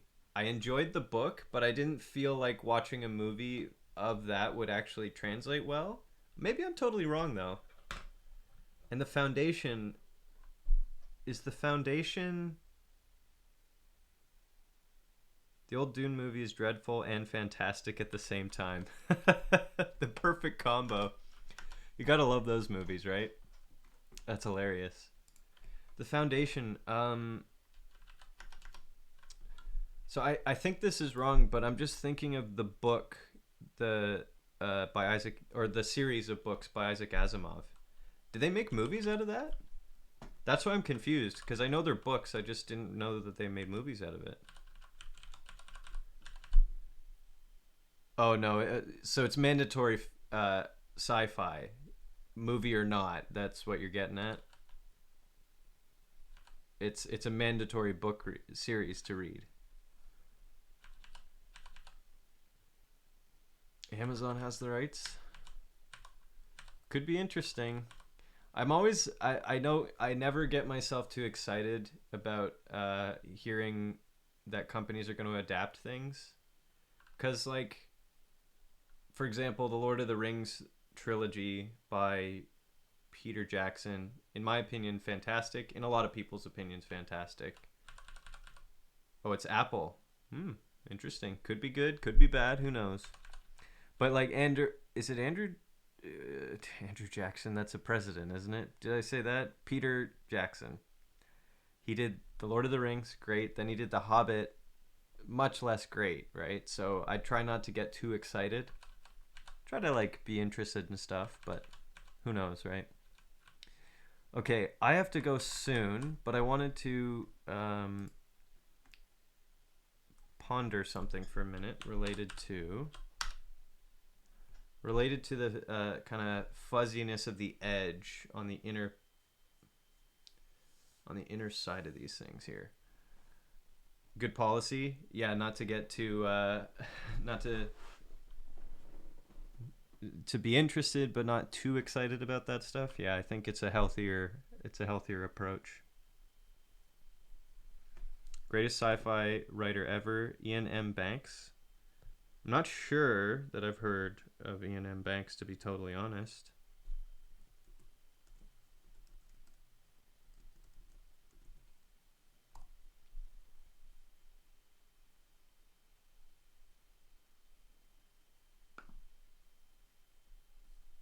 I've got his wiki open here so that I can look it up after. I've got another task for the weekend. Oh, Martin, you're always giving me work to do. It's good work, so it's not a problem. 2 tasks. Get into new sci-fi authors, or new to me sci-fi authors, and watch some aliens. It's going to be a great weekend. Right, so before I go, this is not critical, but it's something I wanted to build an intuition for. So you can see the outside of this, it's sort of feathered, like it fades off kind of nicely, but then there's this harsh aliasing on the inner portion of that. I'm trying to just see if there's a quick way that I could get it evenly feathered on both edges, if that makes sense. Start with the player of games. Okay. Oops. I'm going to open up my little notes.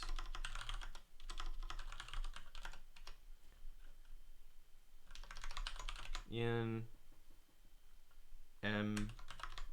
Banks, the player of games. There we go. Aliens movie. There we go.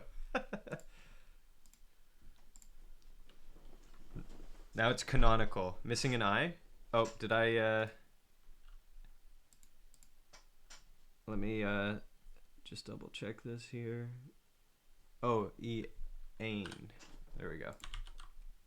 I have an Uncle Ian, so it's spelled like this, so I always got that wrong. That's okay. There we go. Ah, Scottish. That makes sense. Just make sure I save this. There we go. All right, before I go, intuition about this rendering here. Let's see what I can do.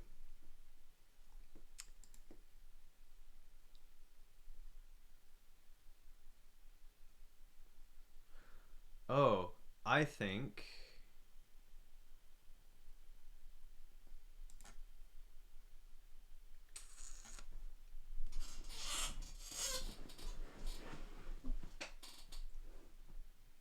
is it this one again? I think it might be this. Let's see.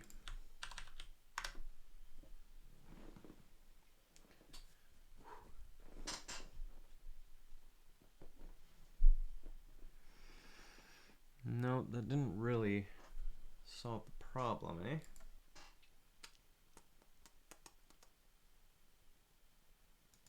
Oops.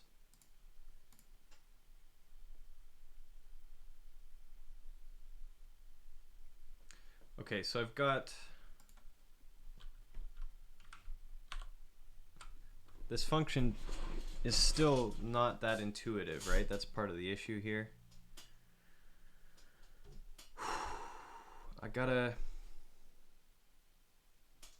be right back. I'll think about this. I'll be right back.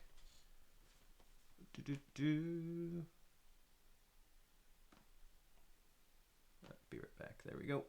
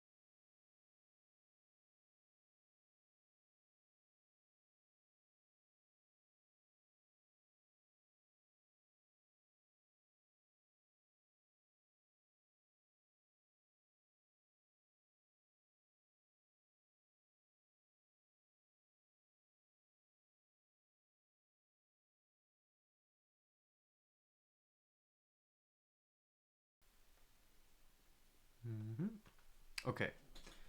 I think I've got what I need to change here.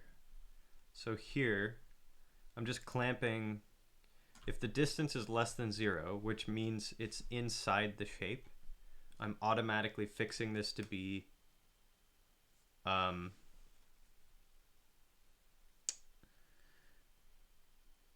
exactly. But so if I make this 0.5, hard code it there, for example.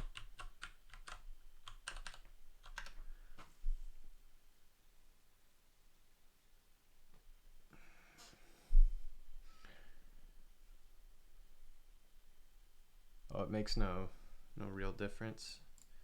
Anyway, the point I was trying to make is I think instead of fixing it, what I need to do is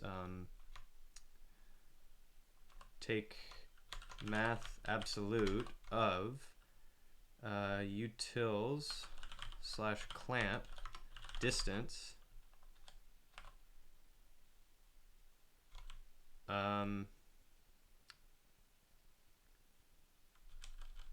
clamp it between, at this point it will be negative, so clamp it between -1 and 0. Does that work? Let's try this. Utils clamp. -1, 0. The value 0 should be 0. The value -1 should be, whoops. Oh, something's not correct here.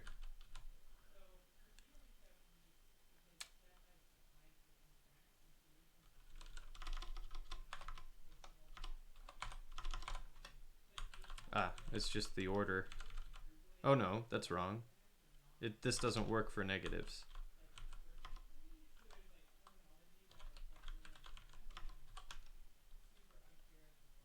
So positives being 0 makes sense.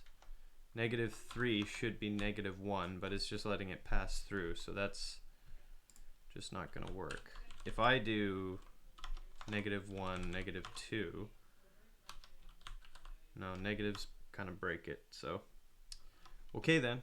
I guess I could just do this the other way, right? 0 and 1. Clamp distant. Ooh. Sorry, I'm also... Maybe I'm... Oh, I put it in the wrong order. Oops. Okay, so let's just try this one more time. Let's imagine the distance is -2, right? And I want to clamp it between -1 and 0. This should return -1. Ah, there we go. And if I make it 2, it should return 0. Good. And if I make it -0.7, right? It should be 0. Yeah, okay. Good, good, good. I just had this in the wrong... I was just testing it in the REPL in the wrong order. That was a little bit silly of me. Now this should still... It's closer to what I want, but it's still probably... Oops, that's not at all what I need to... Bop, bop, bop. Boosh. Let's get that in there.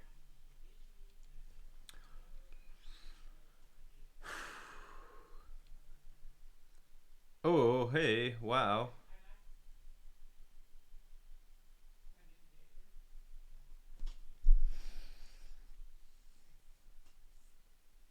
Oh, look at that. So as soon as you use scientific notation in there, the library I'm using to rasterize breaks, or it doesn't break, I guess it throws these errors. It's still rendered, but I have to fix those things, which is actually not a real problem. I can do that. Let's do utilities round.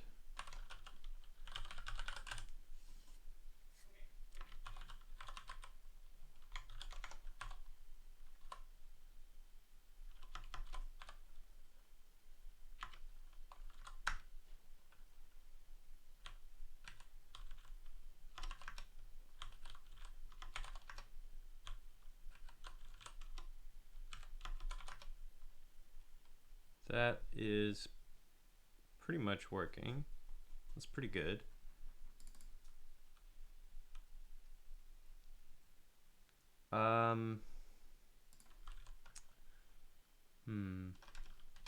Whoops.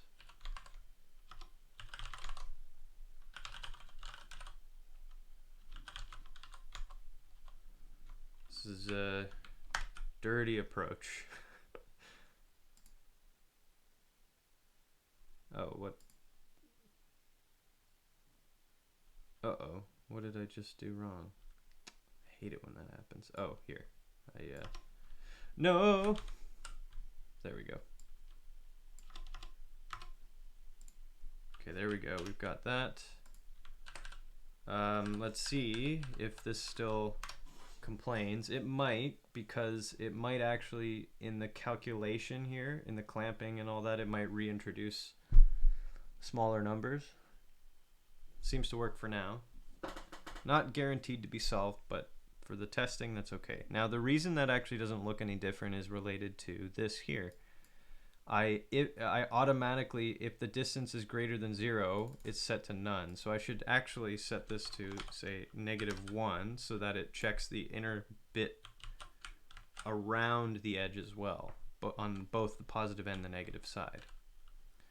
I think that'll get the feathered look like I want. Maybe. Ooh, no, not quite. It looks pretty darn cool, but it's pretty darn wrong as well. And so these triangles, they come from the implementation, and I know what I need to do to get to have it be a proper polygon, which is something I'll be working on later, or like tonight, tomorrow, that kind of thing. That is unrelated to this at the moment. I also realize that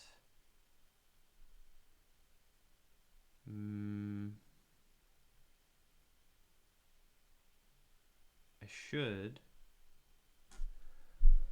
A is utils round clamp the distance.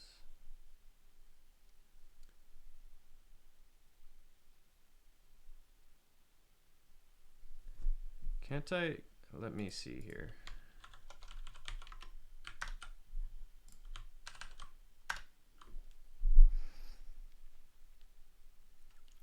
See, that took 8 seconds to render last time too. So any PMAP stuff I'm saving isn't really,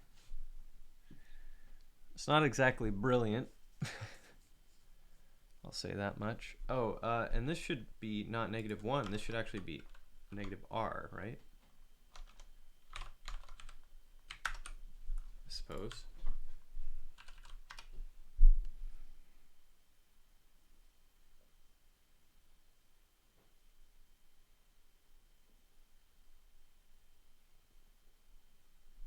Yeah, that works on that side.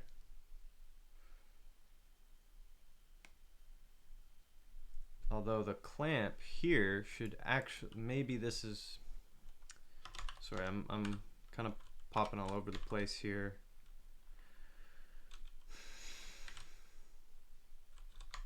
Math abs.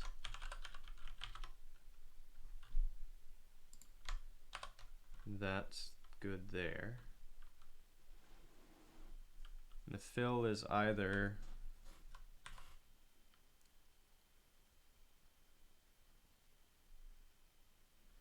the distant, that kind of works. Maybe.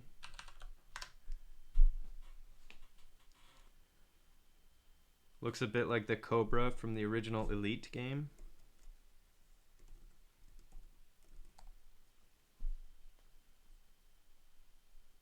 The Elite Dangerous game. Oh yeah. It kind of does. That's cool.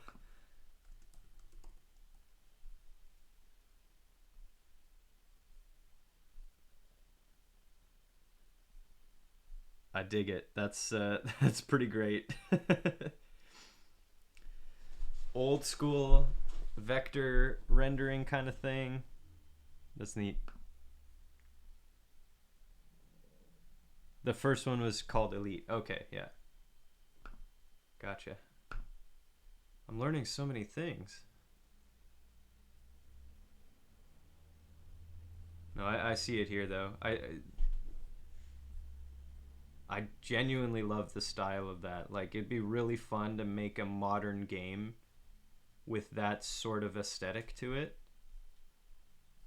That'd be fun. I can't keep adding to my to-do list though. All right, I am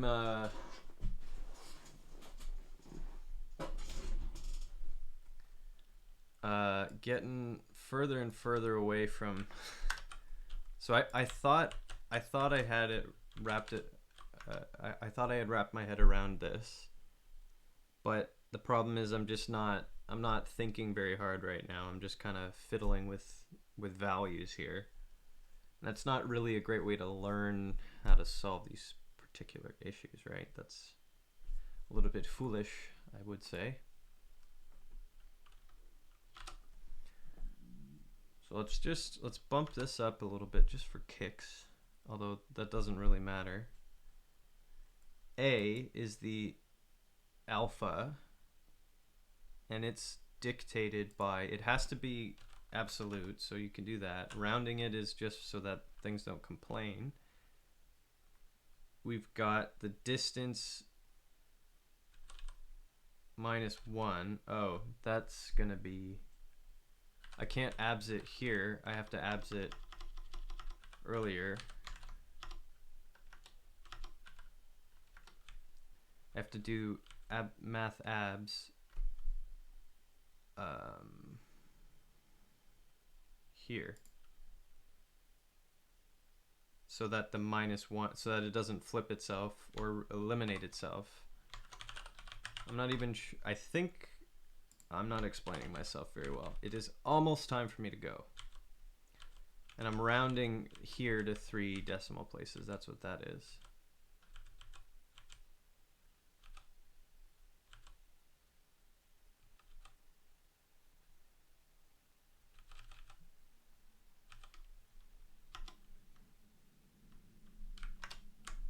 Give it a shot.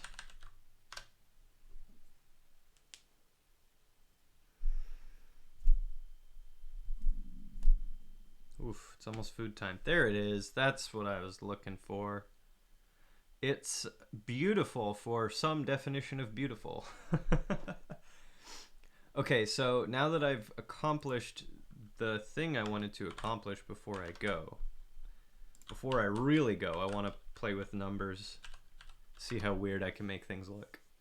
See, this is fun to do because, so we were talking about Jack and his generative art. That as a style is something I think eventually I want to try practice and be better at. I mean, do it at all would be good. So learning about all the little value tweaks and the visual output that you get, you just want to file that in the back of your head. We could use this for cool styles, you know, cool outputs in the future. So making a massive radius here, it just bubbles everything out. It doesn't look great here, but you know, I mean, who knows? It could be a really useful thing if you say also parameterize the color value with something as well, so you can get a multicolored texture to it. There's all kinds of things you can do. I just want to see. It's just fun to fiddle, right? So that you know what happens. See, like that. It'd be cool, right? You could animate something from a really, really huge radius. You could shrink it down to a super crisp line, then do like you could do all kinds of neat stuff with that. And if you do it with 3D stuff, wow, I mean, there's so much potential, right? Anyway, that's cool. Let's see here. What else do I want? Oh yeah, let's bring this back down to a, let's see what it looks like with 1, if it looks good. See how crisp it can look. With a little bit of that alpha fade, you know? Not bad. Honestly, it looks pretty great. Now, the thing I do care about too yet is, I like, genuinely, actually, I'm pretty proud of that. As a visual render that's good. In terms of the timing, obviously need to improve this, but I'll think about that as I go. Really want to learn all that stuff on a case-by-case basis. Just fiddling with the radius to see what the crispness looks like as you go smaller. Pretty darn pleased with that. All right, last quick little thing. I just want to bring this back to a huge number.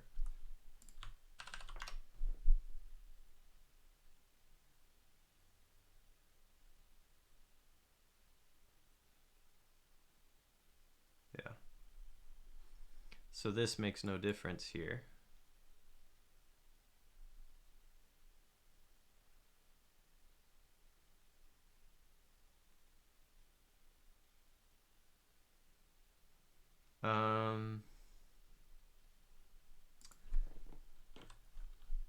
let's make it minus r again.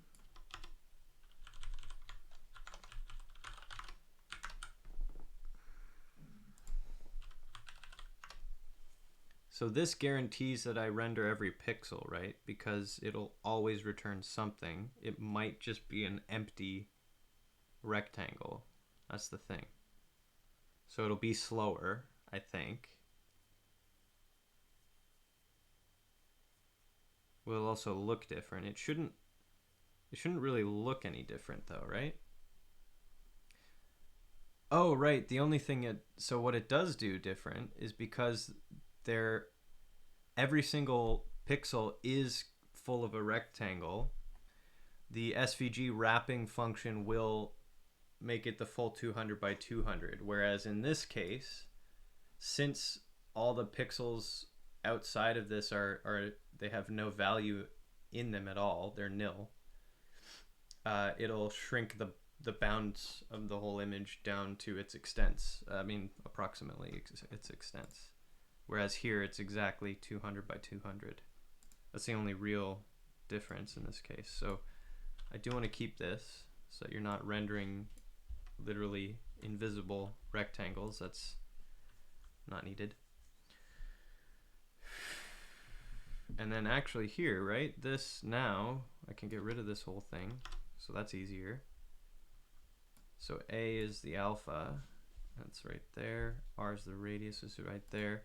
And to get rid of these internal lines, right, the next important thing to do is, oh, actually, now I have to check one final thing.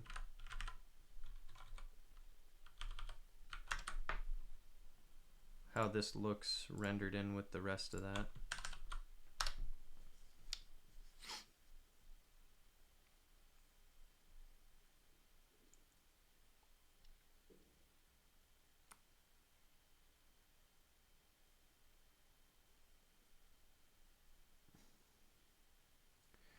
Oh yeah, right. This will never happen with this restriction here. This is where this big number does make a difference.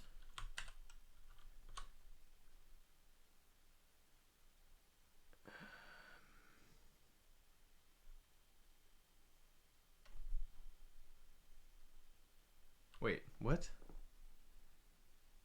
If distance is greater than -r, then you fill it with this value at this opacity.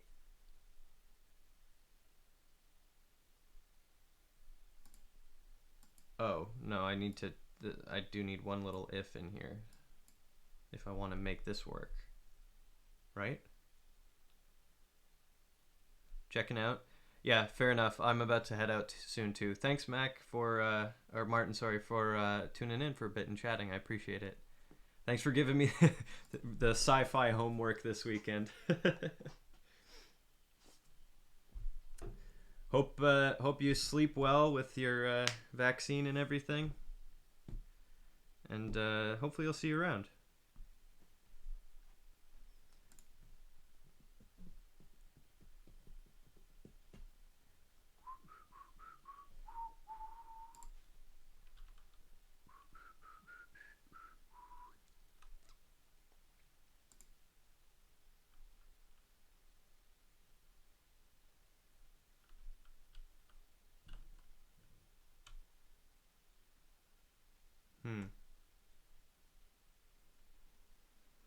Right, if distance is greater than -r, you fill it with the edge color. In every other circumstance, you fill it with the inner color. Now, the opacity in every other circumstance will be set to 0. So, I need to make a new little if statement here.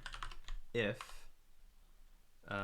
distance is less than -r, right? If the distance is less than -r, set a to 1 again, otherwise it's a. Let's see if that makes sense. Oh, what did I do?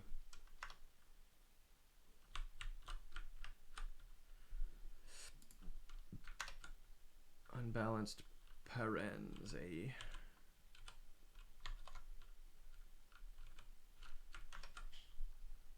Oh no. I messed something up here. Oh. There it is. Alright. This should render with internal colors, if I'm thinking about this correctly. Yes, it does. It looks pretty good, actually. Honestly, not too bad. Let's set this radius to 20. Whoops. See, the thing is, there won't be any blend between the inner color, so it won't look totally right. See, what I technically want is a blend here between the two.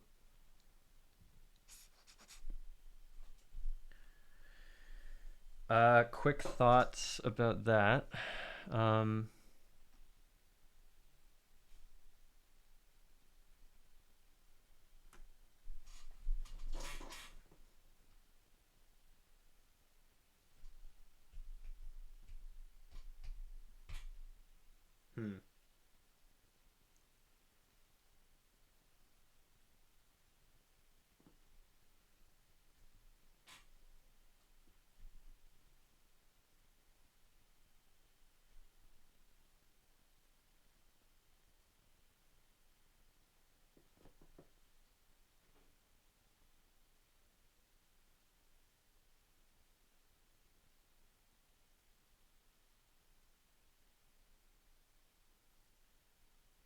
Well, that's okay. I'm gonna call it a day.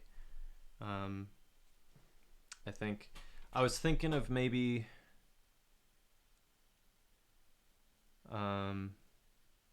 actually, why don't I try it? It's not great necessarily, but I'll give it a shot anyway. Let's do svg/group, and we'll render two things.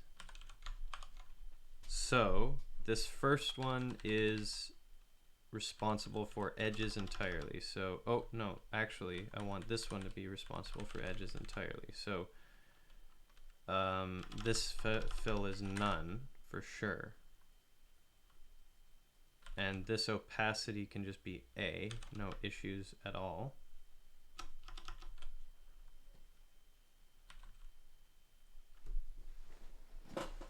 And then here, this one, we do none.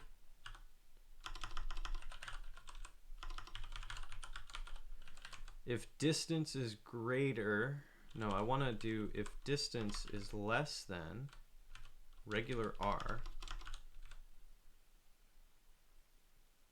If the distance is less than R, then you do the inner color. Oops. If it's greater than R, so it's outside, you do none. And the opacity has to be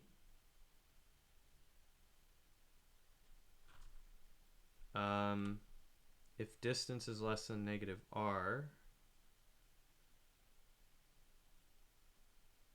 the opacity is 1.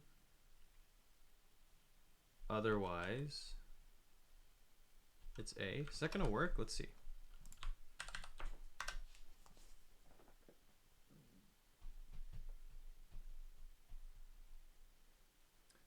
Whether or not this works, it'll be time for me to go once the render's done. So, yeah, not quite yet. I'm getting closer to something, but that's not exactly it. Let's set the opacity to 1. See what it looks like when there is for sure render overlaps here. And then I'll be on my way. On my way.